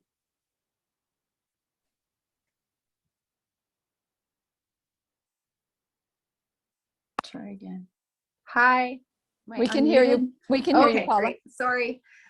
Thank you. And like Mandy before me, I didn't prepare anything, so kind of shooting from the hip. But my name's Paula. I have lived in Hood River since 2009. I have a bachelor's degree. I work as a nurse in our emergency department. I was very fortunate to be able to slip into a tear down virtually home 5 years ago, which really I can't afford to live in, and I rent it long term. And I rent an apartment further out of town that costs me less than my mortgage.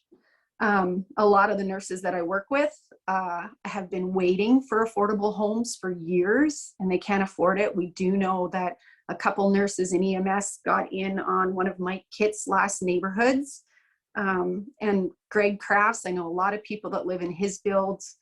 I think what you're doing, Dustin, the plan that's come up, everybody that you've been working on, you're getting closer. It's so close, but it's really not, it's not enough of a cap. Like, there are hardworking, well-educated people that are needed in Hood River to keep this community rolling in the way that we all have learned to love it. And it's not going to happen if we keep pricing us all out, including the grocery workers and our gas station attendants and our coffee makers and all our waiters and waitresses. I think we can do better for everybody. So thank you for all the work you're doing, but I think it still needs a little bit of work.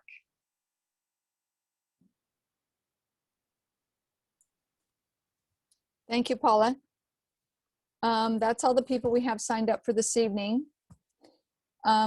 So now we'll go ahead. Does staff have any specific questions, or excuse me, does council have any specific questions for staff? We will not go into deliberations this evening, but mainly clarifying questions, I guess, is what we would do this evening if anyone has anything. We had a work session on this, basically a couple of these before, so we're honing this down further and further, but it's not in stone yet. Does anyone have any questions for Dustin?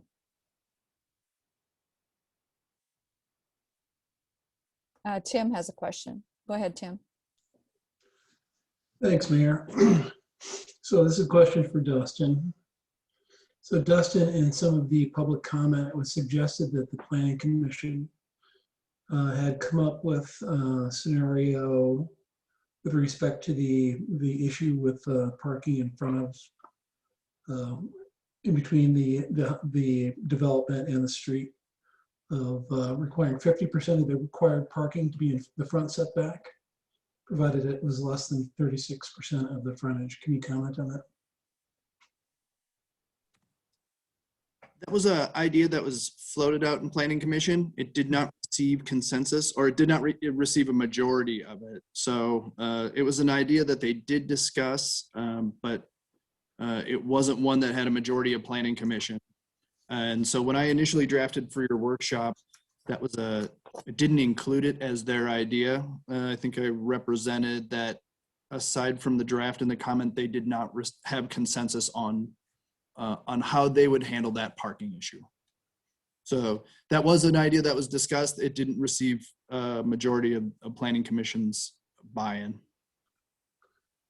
So what is your feeling on that particular scenario? So the current code right now, as drafted, allows one parking space per dwelling to occur in the front yard setback.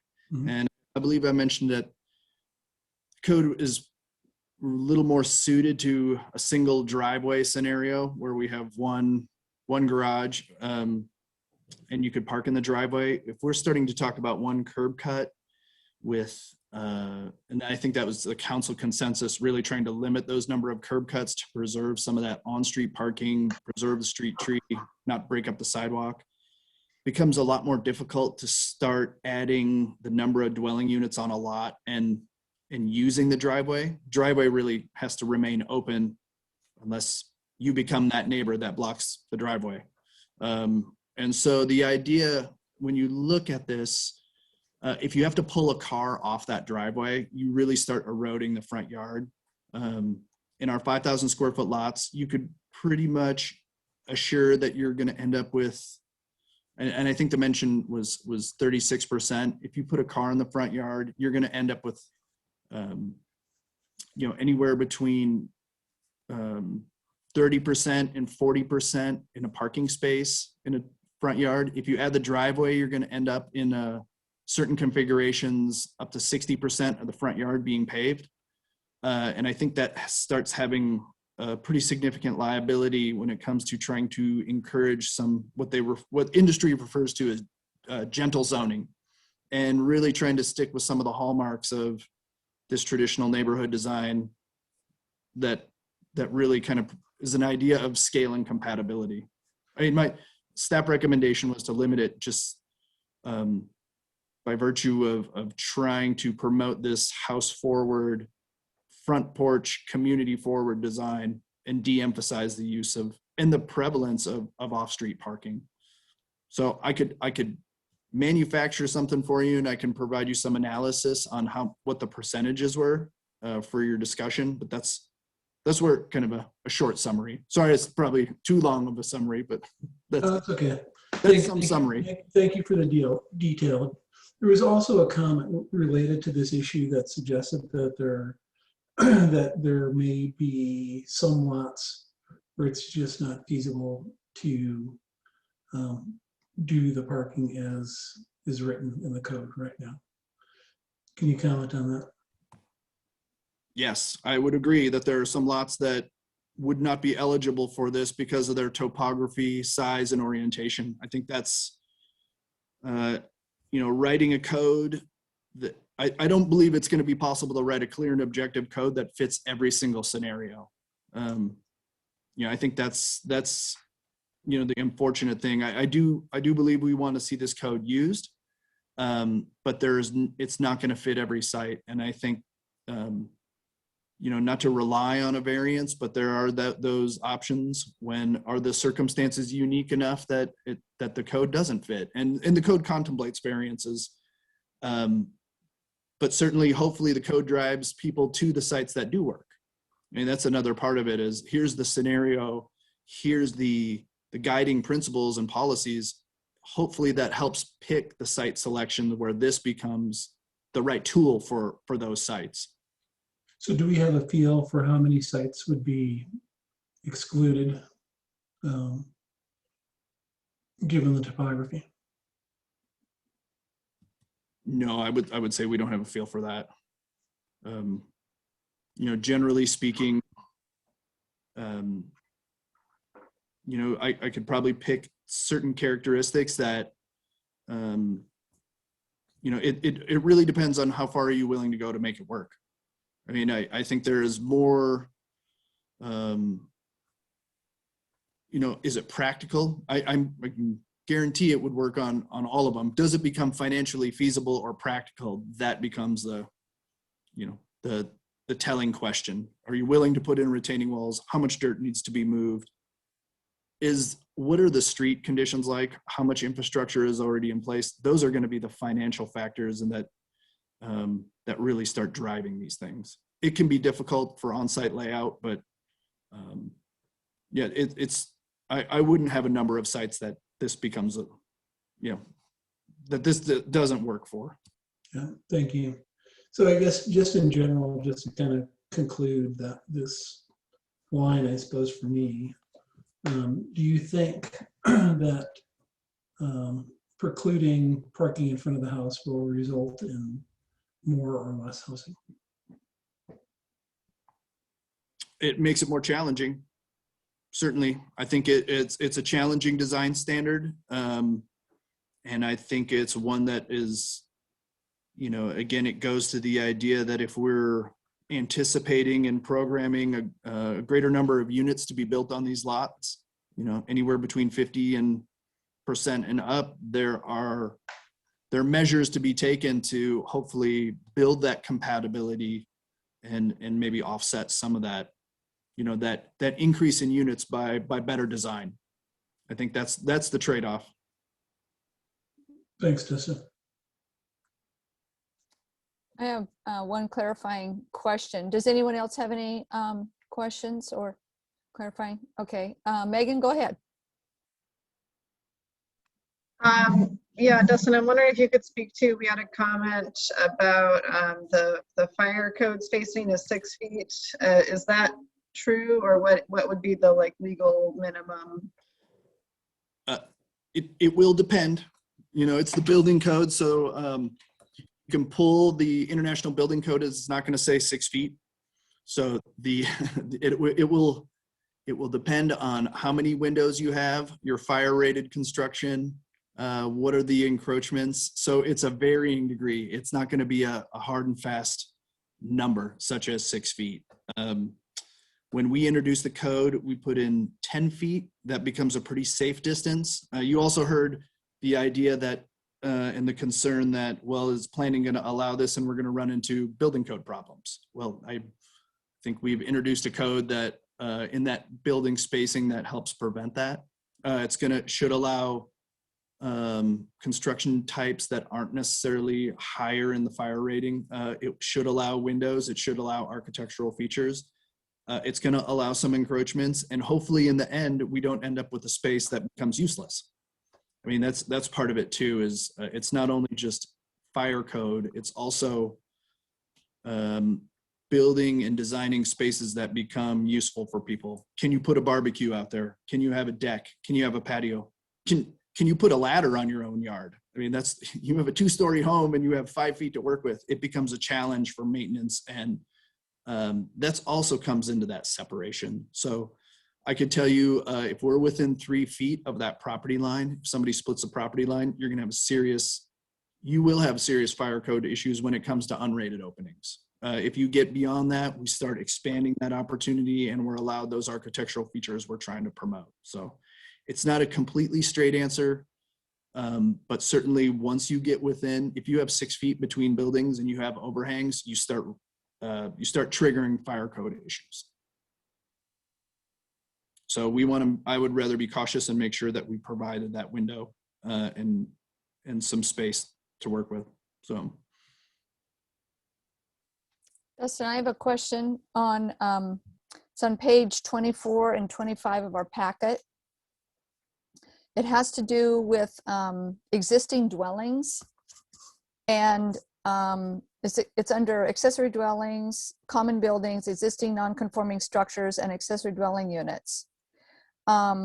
So it says that you can add cottages onto a lot that already has an existing dwelling, correct? Okay, you're saying yes, okay. And then under number 3, which it says existing dwelling units, it says existing driveways and parking may remain, but if expanded or modified, not more than 1 parking space may be allowed in the front yard setback.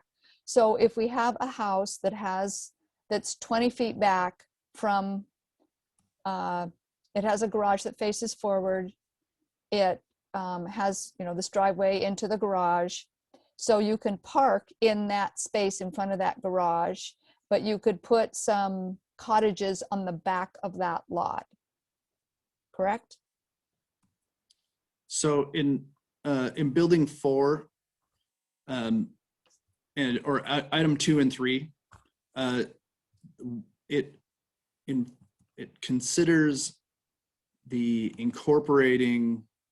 first one incorporates the use of a house and adding cottages, basically adding in density and not requiring that house to all of a sudden be downsized to the point where it meets the 1,200 square foot.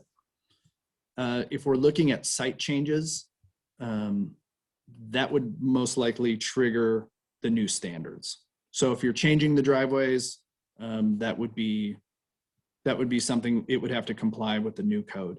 If you're leaving the driveway in place, detached, untouched, we would allow that to remain without having to come in compliance with the code. But you would have to take that out. I mean, it's an existing dwelling, existing driveway. It's been that way, compatible with the neighborhood. But you would have to take that out if you put cottages on the back. Is that what you're saying?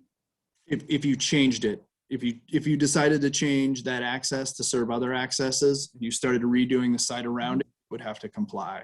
But if you didn't, if it remained in place, it could stay in place. And that would be, you would kind of like, I would refer to it as like the touch rule. If you don't touch it, it can stay. Okay, if you had an alley access off the back, well, there's one of these examples that was sent to us. There's alley access off the back. There's a house that has access off the front. Would you have to cut off that access in the back, or excuse me, off of the main street in the front if you were going to have other dwellings that came off the back? You would add, I believe you would be adding, if you're adding dwelling units to the back, you'd be accessing off the back. So the front house can't access from the front anymore? It would stay. It could stay as is. That was my question. It can stay as is. You can access off the front for that front house, and then add these other dwellings in the back and they can access off the alley. Yes, I believe that's the intent, to hold the that's in line with kind of keeping the character, you know, utilizing the character. It's been built. That is what's expected. I believe, and as written, that's what it should represent. Keeping that and encouraging the preservation of that house, or even the conversion of that house to multiple units. Okay, so that's what number 3, page 25, number 3, the last sentence, that's what that's saying. I just wanted to clarify that. I couldn't get that quite straight in my head. Thank you. Megan? I want to build off of that, because if you don't have an alley, you would presumably have to add more parking for the new units you're adding in a conversion. So you would always be touching the driveway. So would you always have to remove it in any scenario where you don't have a back alley to access from? If you're going to touch the driveway and redo the site to where we have conversions, I believe that would have to be reconfigured to comply. So I mean, outside of an alley scenario, it seems like every single conversion would require more parking, and therefore we would be actually removing the existing parking. It depends on the scenario. I guess you wouldn't necessarily have to touch it. If you had a garage in a single family home that had a rear garage and a rear detached driveway, which is not too uncommon in a traditional neighborhood, you would most likely be able to queue the cars to the back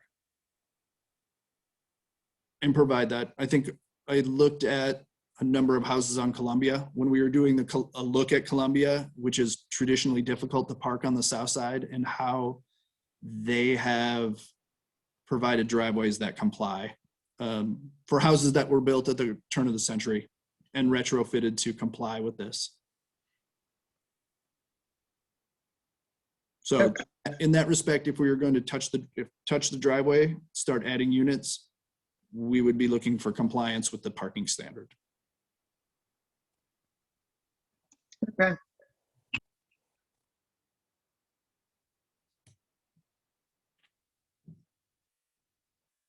Sorry about that. Mark has a question. Yeah. Dustin, you mentioned the variance process. Could you outline, I mean, if we had a site on a steep hill and they wanted to come in for a variance, or someone wanted to put the units closer together and they were willing to make design stuff so that was safe, how does that work? And is it, how does it not be a complete non-starter for the development community? Well, it certainly is a bigger challenge if you're going to look for waivers from the rules. I mean, because at that point, you know, we do go before a public hearing, but that's where you make your case on why you're unique and why you have a practical hardship. But the way it would work is you would have your request, you would cite the criteria that you could not comply with and build your case around it on why you have a unique site, a unique hardship, and that would be presented before Planning Commission, who would render a decision on it, or render a decision that could be appealed to you. So, but it goes in front of a public hearing and they are allowed the opportunity to state their case. So be it topography, be it a natural feature, trying to avoid a wetland, trying to preserve trees. These are all reasons, practical design reasons, that we could entertain.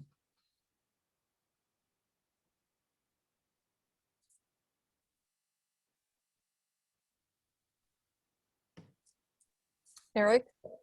Thank you, Mayor. I had a couple of questions. First was, Eric, can you get closer to your speaker? You're kind of underwater.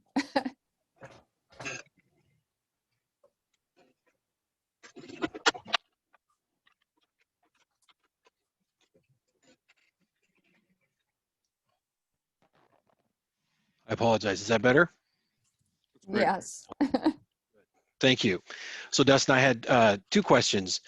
First, my first question is, through the Planning Commission process, I am just wondering if there was any testimony from maybe Public Works or anyone of that ilk, engineers, et cetera, that might address any concerns about, or potential concerns about infrastructure capacity. I'm thinking in particular of maybe the sewer line, but there may be other issues as well, that could result from increased density. Just sort of wondering what the historical analysis or factual inputs have been on that question. So that was my first question. Maybe I can just give them both if that's okay. My second question relates to STRs.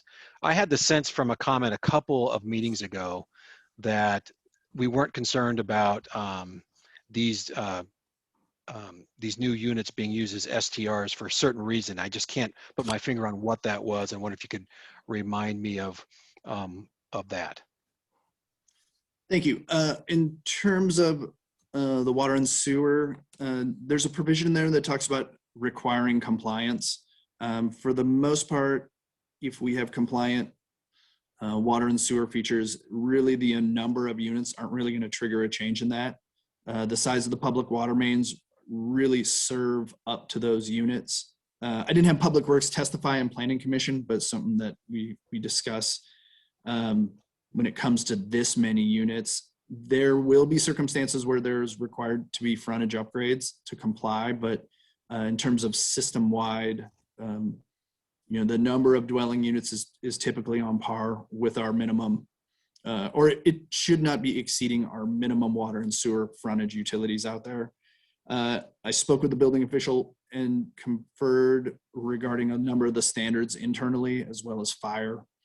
But they weren't necessarily Public Works forward, or excuse me, Planning Commission forward discussions. They were really more staff discussions when building the draft code. On the STR side, I think one of the main issues, and this was something I failed to mention in my report, and it was something I wanted to bring back up. Currently, there was a Planning Commission prohibition recommendation in the code itself. It's actually on the page that the mayor was discussing on page 24 of your packet, or excuse me, 25 of the packet. We had some concern about that recommendation just out of administration in terms of citing these houses that will be owned as far as and administering a unique set of restrictions that apply to them. One of the issues that kind of reduces the sense of urgency on this is that in order to have a short-term rental license with any of these that occur within the residential zones, they would have to be owner-occupied or primary residence. That would not change for this use. You would still have to be a primary resident. You would still have to meet the parking requirements in order to get a license. Those STR provisions are in place now.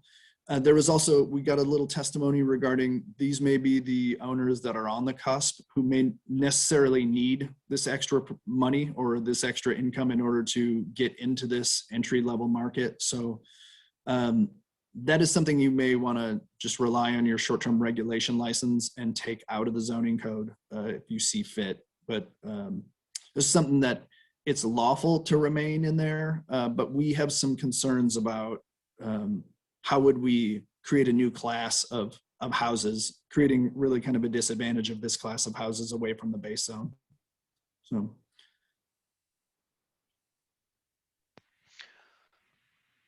And with that, I'm sorry, I could just follow up question with respect to the STRs. So, and I see now the section 5, it seems to just flat out prohibit it. But how does that work with respect to commercial zone 1?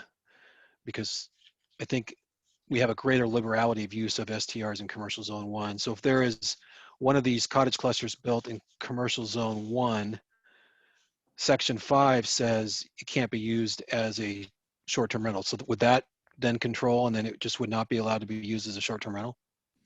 Yeah, so in the C zones, C2 and C1, there's not a residency requirement. They would still have to meet the parking requirement.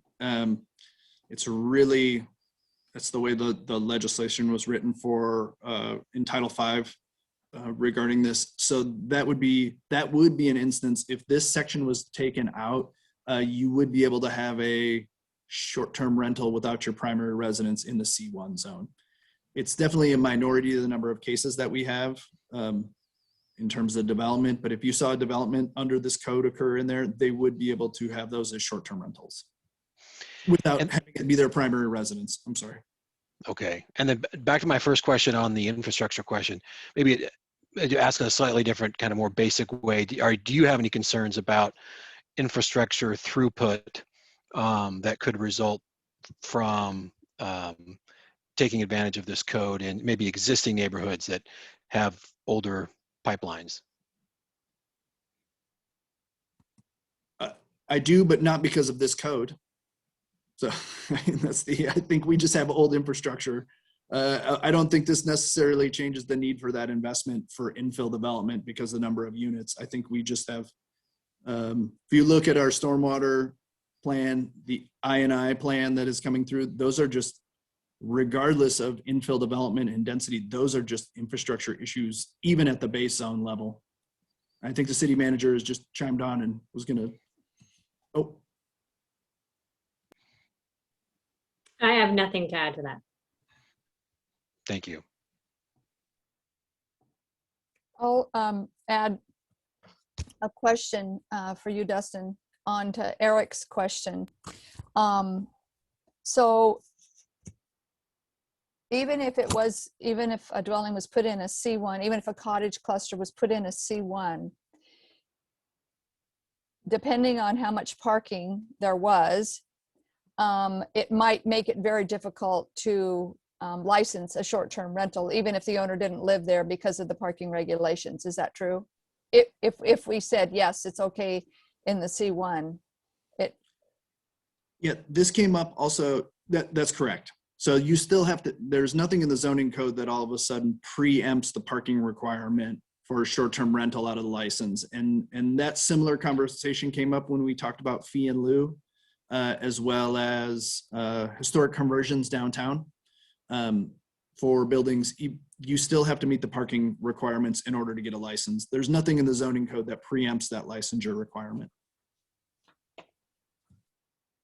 okay. Additional questions for Dustin? I don't see any hands. All right. So we are not going to deliberate this evening because we may have additional people that want to speak after we extend this on, and we will probably be receiving or maybe receiving also written testimony between now and our next public hearing on this subject. So, and we need to take in all data before we get into a discussion on it. So do I have a motion about continuing this to a date certain? Tim's been raising his hand. I don't know if he wants to. Who was raising their hand? That would be me, Mayor. I assume that we'll still have a chance to ask Dustin questions next meeting. Oh yeah, absolutely. Absolutely. Okay. Thank you. This was just to get some of the questions you might have had in your mind so far clarified a little bit more before next week, so we can be thinking about those some more. Mayor, I've talked with a number of you already, so thank you for continuing to send me questions. I'd be happy to take them prior as well if you wanted some clarifications. It actually becomes very helpful when it comes to testing this from a non-planner lens. You know, we read it like planners. Sometimes these, you know, it may be, it's really helpful when you start looking at it and putting it under a microscope under some of your non-planner looks, because it's really important for this to be clear and objective. We want to avoid any kind of disputes that we end up, and really commas, punctuation, order of words can be really matter. So I encourage you, if you do have questions the way that it reads, I invite you all to talk to me and ask that ahead of time. You may have questions that other people have too, or you may read it opposite, and those are great cues that I've gotten already when two of you read the same section and come away with different explanations. That right there signals to me that I need to do some language revisions for everyone's benefit. All right, great. Tim? So just one clarifying question for Dan Kearns. In the context of the hearing, Dan, is that okay to do that, those questions? Yeah, this is a public, we have pretty liberal procedures for two reasons. It's a public hearing and it's a legislative matter. And so it's super important to get broad public input. That's why when faced with the request to cancel tonight's hearing, there's no legal reason to do that. And I thought that in fact was a bad idea given the objective of getting more and broader input from the public. So yes, that includes even taking public testimony at the continuance hearing and as many questions as the City Council wants to ask of staff. Thank you. Could I get a motion to continue the hearing to the 15th of March? And we have some other subjects that'll be happening that evening. So I don't think, and Rachel, can you confirm this, that we probably wouldn't start that hearing prior to 7 p.m.? Mayor, that could be correct. Certainly, we could plan on doing the utility rate work. That's what's scheduled for the 15th, first thing at 6 o'clock, and then move into a hearing at 7 o'clock. That would be fine to set it for a date and time certain. Okay. Thank you, Rachel. I'm happy to try and make a motion. I guess, is there specific language I need given the public hearing aspect? Maybe Dan? What you would be doing, I think, is continuing tonight's public hearing to 7 o'clock on March 15th, keeping open the record for unlimited public comments on this proposal during that entire period, and then also allowing more public testimony at the hearing on the 15th. Is that what you're shooting for? Sure. How does that, are you comfortable with that? Okay, then I would say that would, a motion with those elements would do the trick. Okay. Well, then I will move to continue tonight's public hearing until March 15th at 7 p.m. or later. And to keep open the record and allow public testimony on the 15th. All right, I have a motion to continue tonight's middle housing file number 2020-37 and ordinance 2061. That's a continuance to March 15th, no earlier than 7 p.m. The record will be open for written testimony and also for additional oral testimony on the 15th. Do I have a second? I second that. All right. Megan has made the first and Gladys has seconded that. Roll call vote. Megan?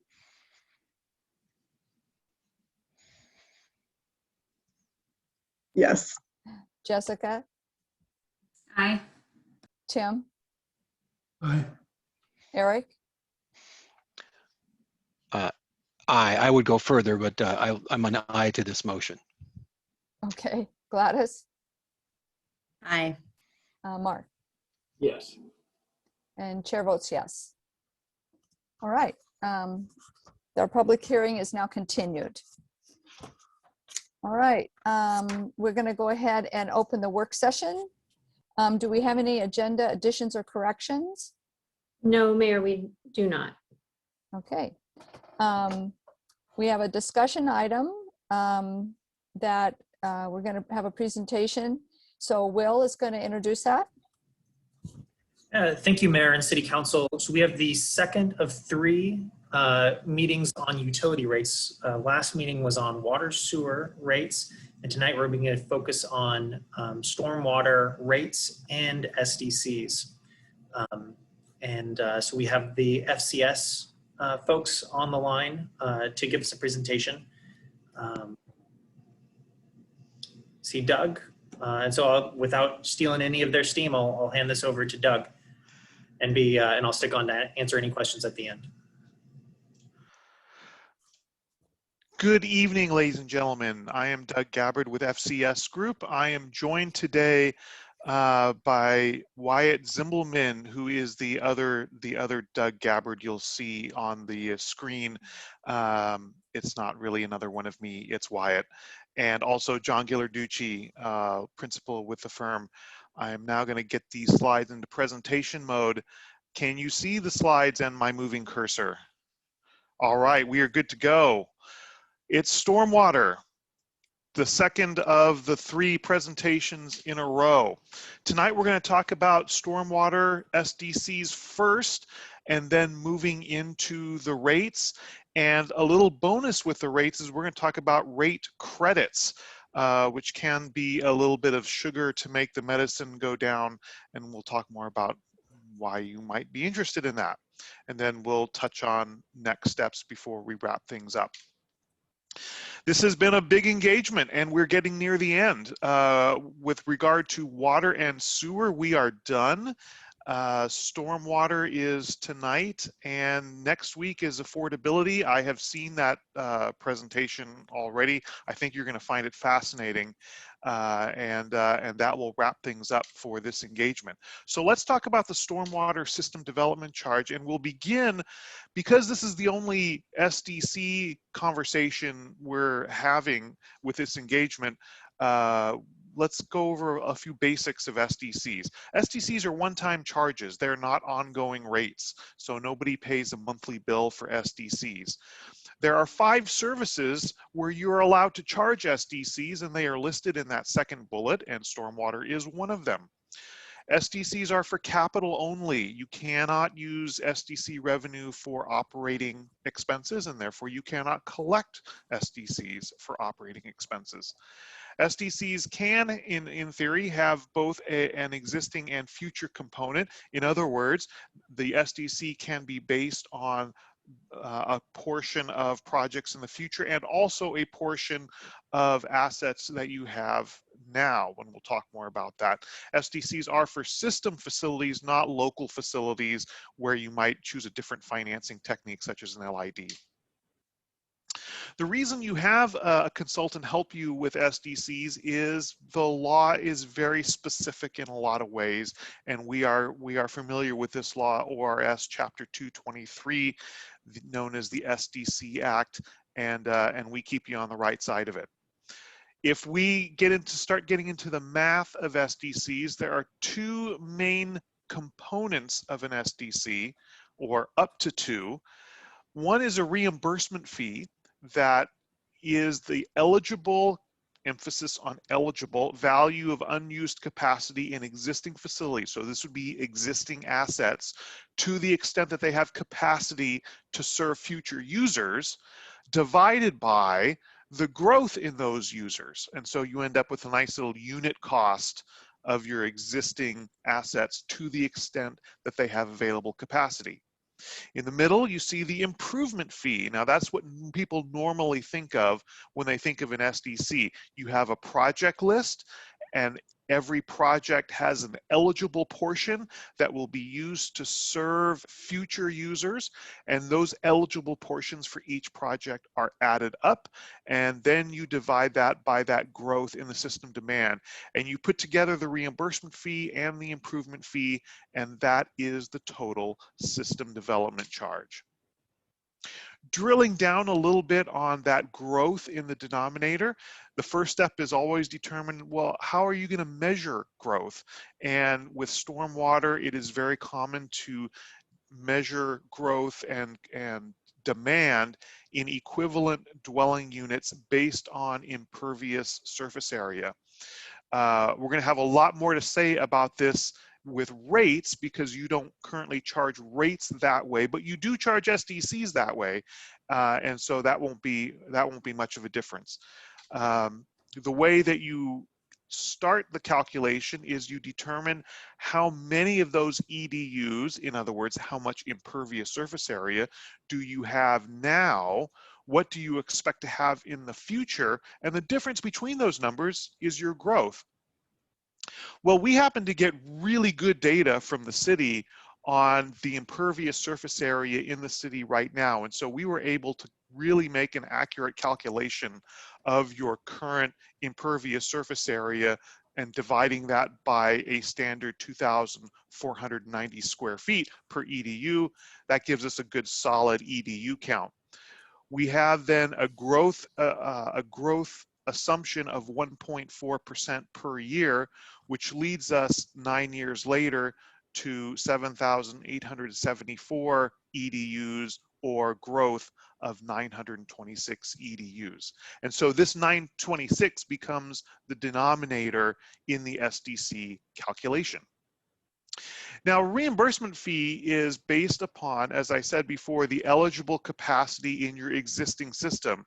That information about that typically comes from a master plan. Well, you'll have a master plan that says, okay, here is the city's existing system, and this part of the system is not yet being fully utilized, and we would really hone in on that and try to quantify that, because that sounds like that's available capacity that that new development could be asked to buy into via a reimbursement fee. But we don't have that data, and so at this point we don't really have any basis to justify a reimbursement fee. So there will be no reimbursement fee in this SDC calculation. But you do have projects, and projects are the basis of a reimbursement fee. And so we are able to calculate an improvement fee. There are 18 total projects with an aggregate cost of about $7.3 million. With the wonderful help of staff, they went through each project.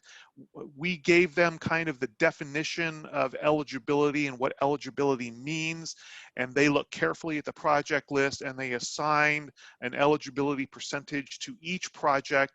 In aggregate, that comes to about 35%, and so your total eligible projects are about $2.5 million. So now that's going to be in the numerator of the SDC calculation. So let's put it all together. You have a total project cost of about $2.5 million. You have a fund balance of about $145,000. Now, since you've already collected this and you haven't spent it on projects, we're going to deduct this from your cost basis because there's no need to collect it again. So you have a net cost basis of about $2.4 million. We're going to divide that by that 926 EDUs, which gives us an improvement fee of $2,581 per EDU. We have a compliance fee, which is specifically allowed by law, and we inserted in this category essentially the cost of doing the SDC methodology like we're doing right now. You are specifically allowed by the law to collect that in your SDC, and so we added that in, and it comes out to about $26 per EDU. And so a total calculated SDC of $2,607.52 per EDU. And another way to say that is $2,600 per single family residence, since single family residences are by definition one EDU. So where does that put you? Well, a single family residence right now would cost you $733 for SDCs in Hood River, and if you charge the maximum, that would quickly put you at the top of this list. This list may look a little shorter than the comparisons that we showed you for water and sewer rates. Not everybody charges a stormwater SDC, so that's one thing to keep in mind. We do also want you to keep in mind that just because we calculated a maximum defensible SDC, you are not necessarily obligated to charge the maximum defensible SDC. This number should be viewed as a ceiling, and you are free to charge anything up to that amount for no reason or no findings necessary. We did in the case of stormwater specifically, we did do the rate analysis on the assumption that you would be implementing the full stormwater SDC, but that really won't make a ton of difference either way because SDCs come in over such a long period of time. But that is the SDC analysis, $2,608 per EDU. And now we're going to move into the revenue requirement, which is another way of saying the rate analysis for stormwater. And for that, I will hand it over to Wyatt. Hey, so this is a familiar slide. It's the same stuff that we looked at as assumptions for water and sewer. So we're going to have some annual cost inflation. We're going to apply that to your budget. We're going to forecast customer stats and revenue. And we're going to use that with that 1.4% growth rate. And again, just reiterating what Doug said, we are going to assume it just for this analysis that the SDC revenues are based on the full adopted SDC, the maximum SDC. And then just a reminder too, on the debt side, if we do include debt in this analysis, our first source of debt is going to be an interfund loan from the equipment fund. And if you remember in the sewer analysis, we assumed that we were going to borrow about $1.5 million, and there was $4 million total available. And so the first $2.5 million of debt would come from the equipment fund. Everything after that would then be assumed to be revenue bonds. So this is the capital funding forecast. Again, same kind of thing we looked at for water and sewer. So this is the each year's capital projects and how those are being funded. Up front, the waterfront stormline project is being funded through external funding. The city is not paying for that. But then after that, the projects are being mostly funded through debt. And that is to kind of help us cushion and limit the rate increases. So the assumptions that we have there are interfund loans in fiscal year 23 and 25 of $1 million and then $1.5 million. And then revenue bonds in fiscal year 24, 25, fiscal year 27, and then fiscal year 29. So kind of how that bears out in terms of a forecast of rates. Again, this slide is showing your operating expenses in the dark bar, and then you've got your existing debt service there in that green. And then you can see the new debt service, and then the purple color, that's going to be cash being made available for capital projects.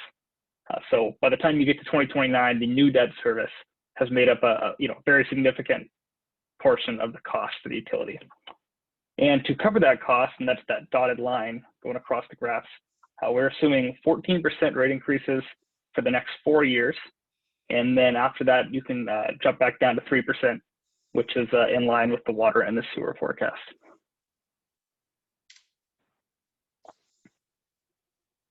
So we're going to look at the existing rates that you charge right now. So for the stormwater utility, this is the existing rate schedule. It's a flat monthly rate based on each customer's meter size. This is kind of similar to what you'd see on the base fee side of a water rate study. And although there's a kind of a relationship between the size of a customer's meter and how they impact the stormwater system, how much impervious surface area they have, it's not necessarily the best measure of their impact on the system, not necessarily the best way to measure how much each customer should pay. And to kind of give a good example of how that looks, right now there is about 80% of the revenue for the system is being collected from the single family customers, and they only make up about 45% of the impervious area, according to GIS data. And then this is another example of kind of the inequity that you'd see in that kind of rate. And this is just taking a hypothetical example of 3 very large commercial customers, and they all have a 6-inch water meter, and they all pay the same thing for stormwater.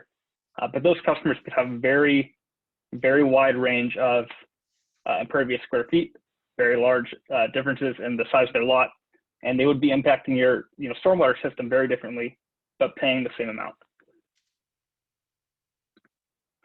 So now we'll talk about what this recommended rate structure would look like, and that would be an EDU rate-based approach. Again, equivalent dwelling unit EDU is going to be one single family equivalent, and that equivalent is 2,490 square feet of impervious area.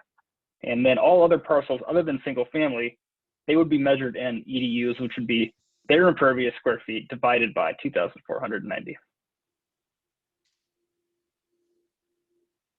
So to get to that number, that 2,490, we actually were provided full GIS data of every parcel in the city. And so we got the actual average parcel in terms of single family impervious area, and that is that 2,490. And then just to kind of give an example of how this would work, again, single family, no matter the size of the lot, no matter the amount of impervious area, single family is always going to be 1 EDU. And then a commercial customer, it would be based on, again, on that count of their impervious surface area, which the city would have information on. And then you divide that by that 2,490, that gives you the number of EDUs, and that's what they'd be charged on for a minimum at least of 1 EDU. So the reason this is a preferable structure is that it's going to align the revenue that you collect with the impervious surface area. So again, we looked at that kind of 80-20 split right now versus the 45% that single family probably should be paying based on impervious area. And so going to this structure would help align the revenue collection with the actual impervious area of the system. And the way that works to get to that rate is we take that revenue requirement. So that's the amount of revenue we are projecting to need to collect in this next fiscal year. We divide that by, again, the count of EDUs that we have.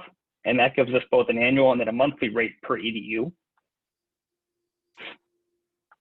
And how that looks right now, and keep in mind, this is with a 14% rate increase assumed, you would actually see the rate for residential customers go down. So 1 EDU, that rate is actually more than $2 below the existing 3/4 inch meter single family. For most single family customers, that's what they would pay.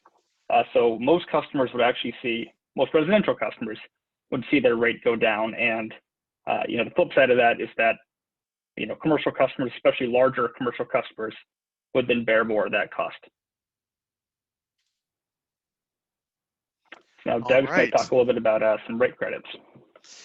So what we're about to share with you here is an optional add-on to what Wyatt just shared with you about the rate. So those rates can stand on their own just fine, but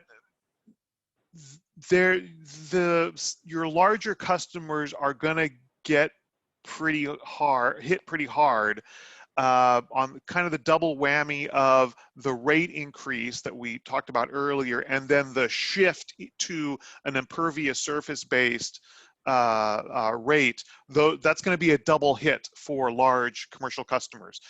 One way to help that or make it go down a little easier is potentially a rate credit scheme that can be offered to non-residential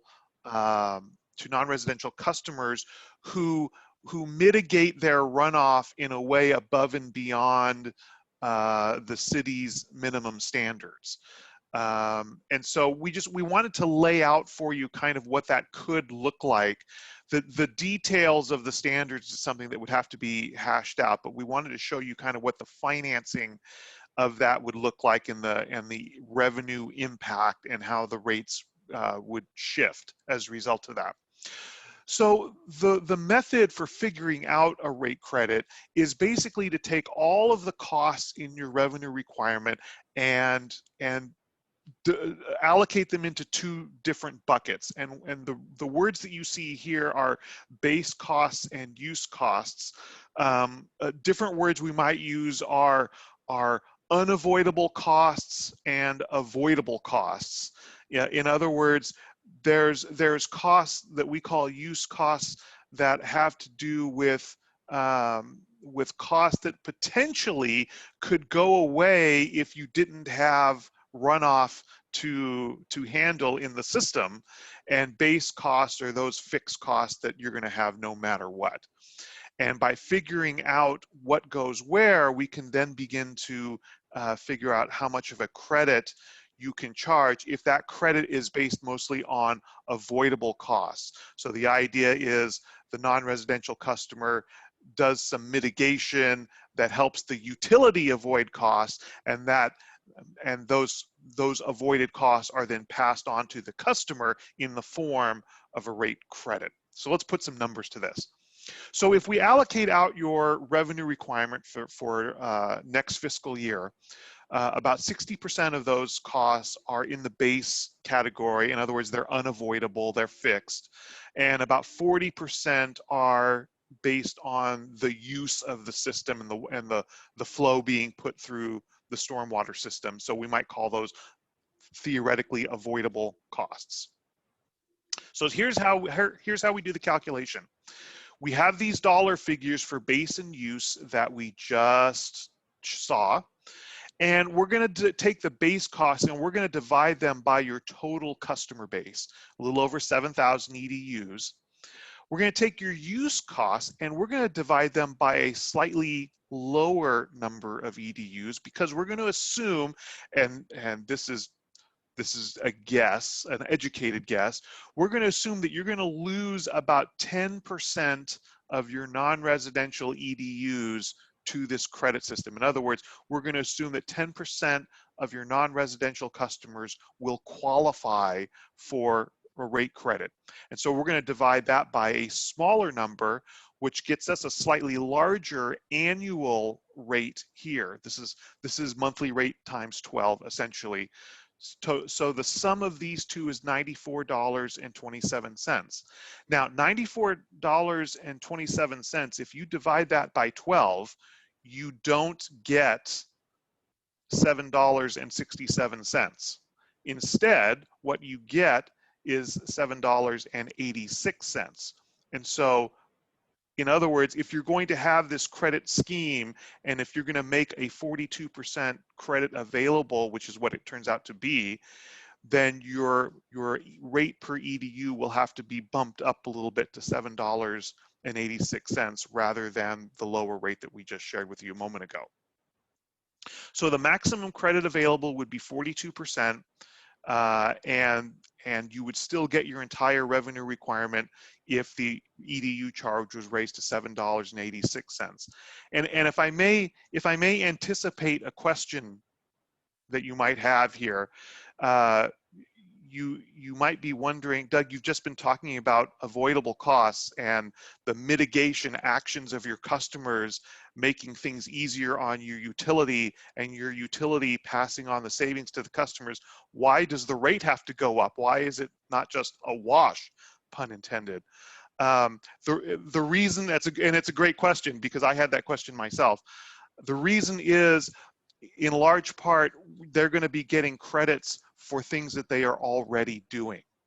So these are mitigations that are already baked into the system. And so they're not actually going to be doing anything different than they're already doing.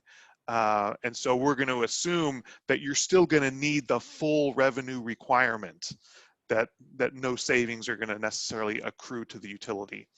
And so that's the reason why the EDU has to come up a little bit if you're going to offer a rate credit. So that's the analysis. The next steps are affordability analysis is going to be presented to you next week. When you are ready to roll out the Stormwater SDC, you want to give a 90-day notice to interested parties before you have the public hearing for that. And it doesn't stop the city council from thinking about it, but you cannot take official action until that 90-day notice is complete. And that is what we have for you. And we'd be happy to answer any questions. All right, I've got a couple hands up. Let's, Mark, go ahead first, and then Megan. Thanks, Doug. And Doug, that was good.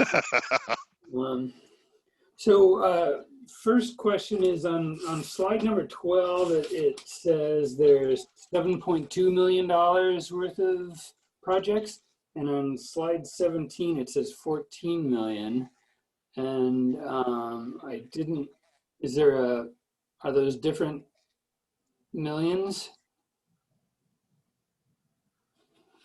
Or maybe because waterfront doesn't fit inside that 14. So this might be, and I'm going to ask Wyatt to kind of open up the model and see if he sees anything. This might be a funding source issue because this is the city funded portion of project cost, but I'm going to give Wyatt a chance to open up the model and see what's going on. Now, maybe if there's just an answer forthcoming that works. My bigger question is, you talked about the use costs in the 42% max credit, but we didn't talk about how does a property earn those credits? Oh, yeah, because that's the hard part. That's why we didn't talk about it. So John, I know that you've set up these credit schemes in a bunch of different places. Can you talk about ways that developments can exceed city requirements? It really does come down to a policy threshold that the city sets. And the fundamental question is, do they get a credit for meeting your development requirements, or do they have to exceed the development requirements in order to get that credit? And so that might be building, on-site retention larger than required for their property alone that might be usable by others, or upsizing the conveyance in front of their property to the benefit of the public system. And it has to be of system benefit and acceptable to the city in order to earn that credit. But there is the details of how you craft that threshold really have to be tailored to the city's own requirements. So we haven't answered that specific question. One of the general rules is that we are only talking about non-residential properties, because those are the ones that really have the potential to move the needle for the utility. You don't want to hire a bunch of city staff to go around chasing every house's rain garden, because that just is administratively you would spend more than you save. Okay, so that's on us as the city, I guess, to figure out what that is. So that makes sense. One last question, please, Kate, and that is, does the SDC rationale that's envisioned allow the city to include square feet of the house or impervious surface square feet differently? So you guys are just listening to the cottage code stuff. Can we incent those smaller footprint buildings over a super large house with a big driveway and very little impervious surface on a site? So does SDC allow us to play with that variable the way it's written? Yeah, you can if you want.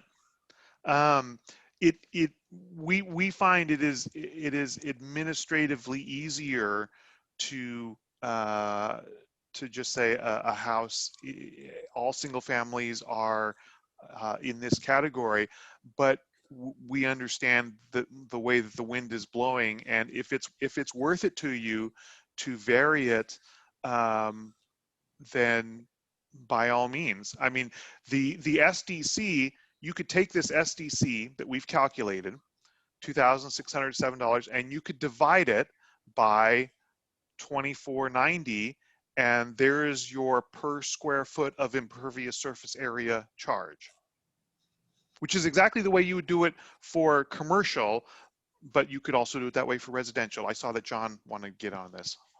There are a couple cities at least that do that. Corvallis does, for one.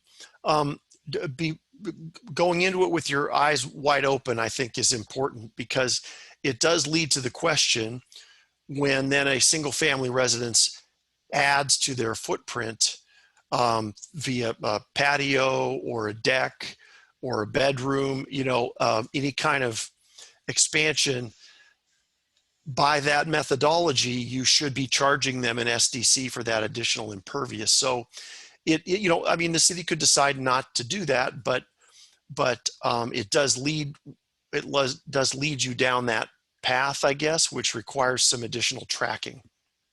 But the methodology that's published and approved by the state would give us the freedom to get in as much trouble as we want to. Yes, absolutely, yes. And so, Counselor, before we leave you, Wyatt, do you want to chime in on the project costs? Yeah, so the 14 million that was shown on the rate part of the presentation, that was with cost escalation. So with 3% a year, construction cost inflation. This is in present day dollars. And then there was the 5 million that's for that waterfront line, and that's the non-city funded portion. So that's why it's the 7 million. Okay, thank you. Thanks, Wyatt. Megan, did you have a question? I have 2 questions, if that's okay. One, the stormwater stuff doesn't have the 95-year graphs that our ones last week showed, and I know there aren't the different customer classes, so it's a way simpler thing, but could you say, like, if we're doing 14% increase, what the rate would be per EDU in 5 years? Oh, we certainly have that information. And yeah, in fact, Wyatt has the spreadsheet open. I'm certain of it, and he's going right to that worksheet as we speak. So, so you're saying, maybe at the end of the 4 years of 14% increases? Yeah, I'm just thinking, so last week we had for water and sewer, there were the really nice little charts of this is how it's going to grow for different, and it was, way more complicated with different customer classes and different rates for each customer class, but I'm just wondering what that would look like in this scenario. Yeah, I mean, if you go out to so it'd be fiscal year 24-25 when the 14% increases are wrapped up, you would be up to $11.36 per EDU. Okay, awesome. Great, and then probably more in the Mark realm of getting us in trouble, but a more broad question of, and maybe this is also for Will and folks, but do we ever have a scenario where whether it's a house or a non-residential development does on-site treatment and doesn't need to connect to the stormwater system and therefore wouldn't need to pay an SDC?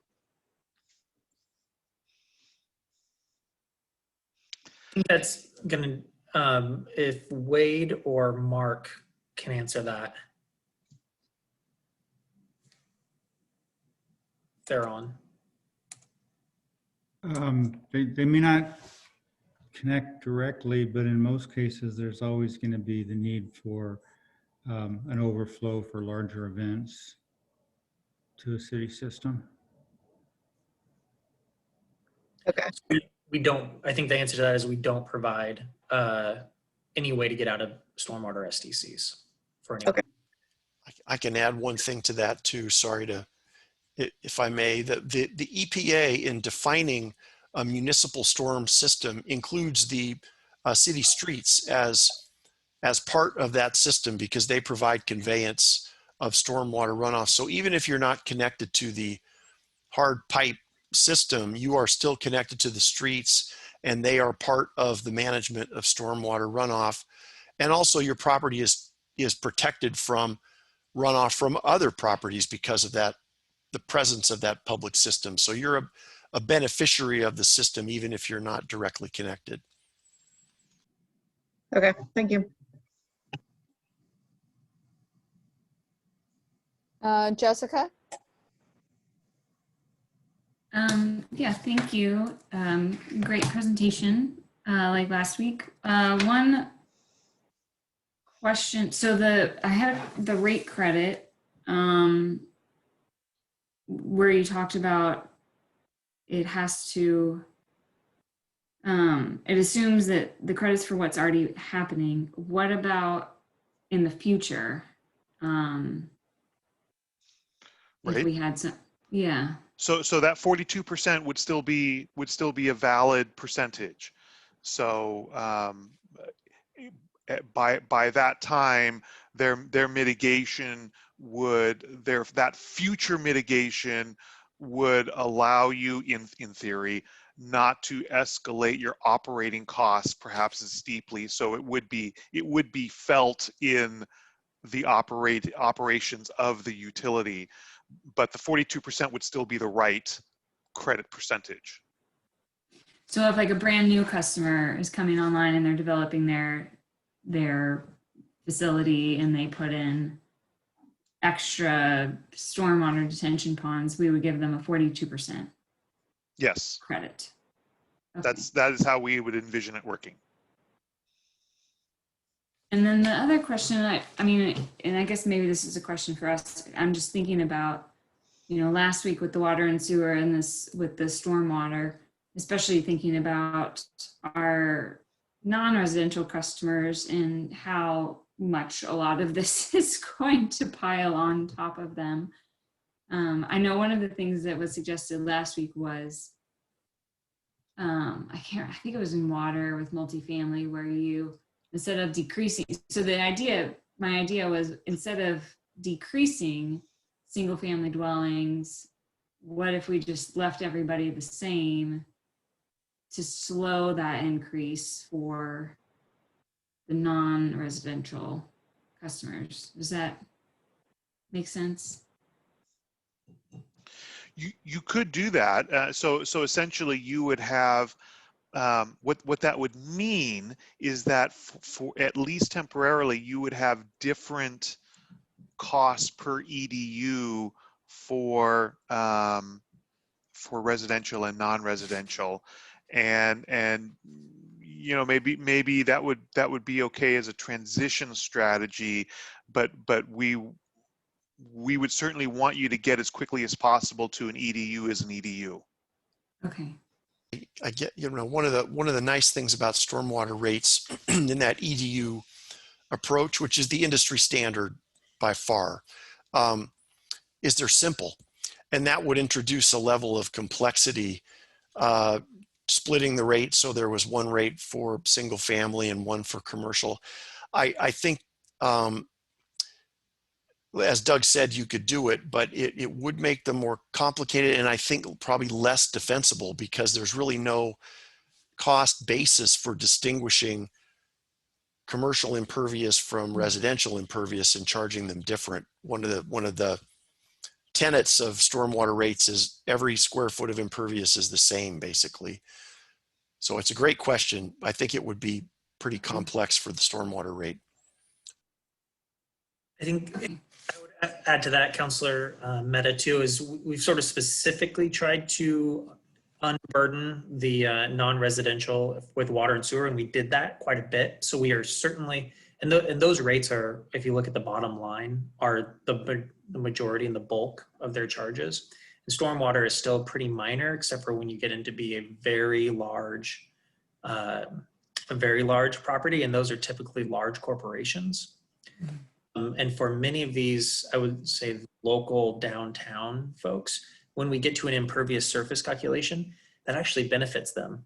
So if you're thinking that all non-residential are hurt by switching to impervious surface, it's not really the case. Kind of those small downtown compact folks may actually see a slight bit of benefit out of this. Okay, thank you. Mm-hmm.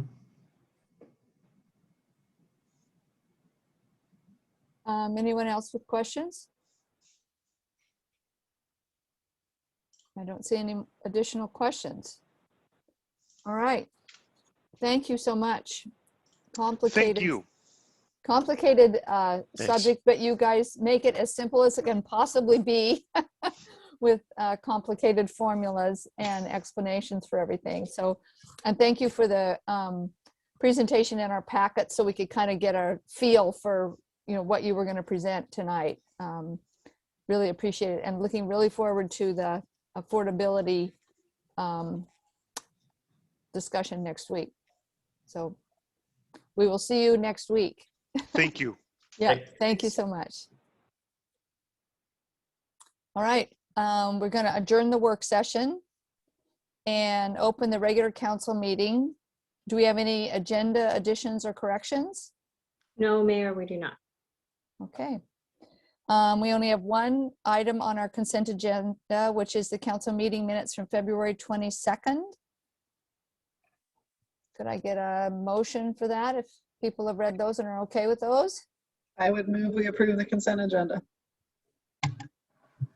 Second. I have a motion from Megan and a second from Jessica to approve the consent agenda. Any discussion? All right, roll call vote. Mark? Yes. Gladys? Aye. Eric? Aye. Tim? Aye. Jessica? Aye. Megan? Yes. And chair votes aye. All right, we have approved the consent agenda. No other, any regular business items at all? No, okay. All right. And I guess nothing pressing from department heads. We've had planning already. Just want to check in with Chief Holste and Chief Damien. Do you have anything this week? Nothing for me, Your Honor. Mayor, I've not heard that Chief Damien does either. Okay. Okay, great. Nothing for me either, Mayor. Thank you. Okay. Thank you, Chief. All right. Mayor call. I don't have anything except that I'm just excited as all heck because I get my COVID vaccine on Thursday. Yes, my first one. So that's pretty exciting for me. No, I don't have anything else this week. Things are going well. Bi-State Working Group is, I think we're gonna have another meeting in a couple weeks. But I'll just let others go. Megan? I don't have anything this week. Gladys? Thank you, Mayor. I do. I just want to recognize that today is Happy International Women's Day. And to all of you lovely ladies on this call, thank you so much for all that you do. I saw something today that it just really spoke to me, and I just want to read it out loud. It says, here's to women raising babies, women raising ourselves, women raising each other, women raising our hands, women raising the bar, women raising access to glass ceilings, women raising glasses, women raising and rising and rising. So to all of you lovely ladies on this call, and all of you listening that are ladies as well, happy day to us all, and thank you for all that you do for our community, for your families, and for each other. Thank you, Gladys. Mark? I'll just second Gladys's applause to the International Women's Day, and I don't have I'm not feeling clever enough to add anything on top of that, so I'm good. Jessica? Nothing for me today, Mayor. Okay, Tim? Ditto, nothing for me this week. Okay, Eric? Nothing for me either. Thank you. All right. I just wanted to thank Rachel for getting Kenny and Alisa. That was a very informative part of our continued learning about what's going on. So thank you so much. And I think part of that came out of our homeless work that we did over the winter. And well, it definitely came out of that. And part of that was money that came from Providence. So thank you to Providence.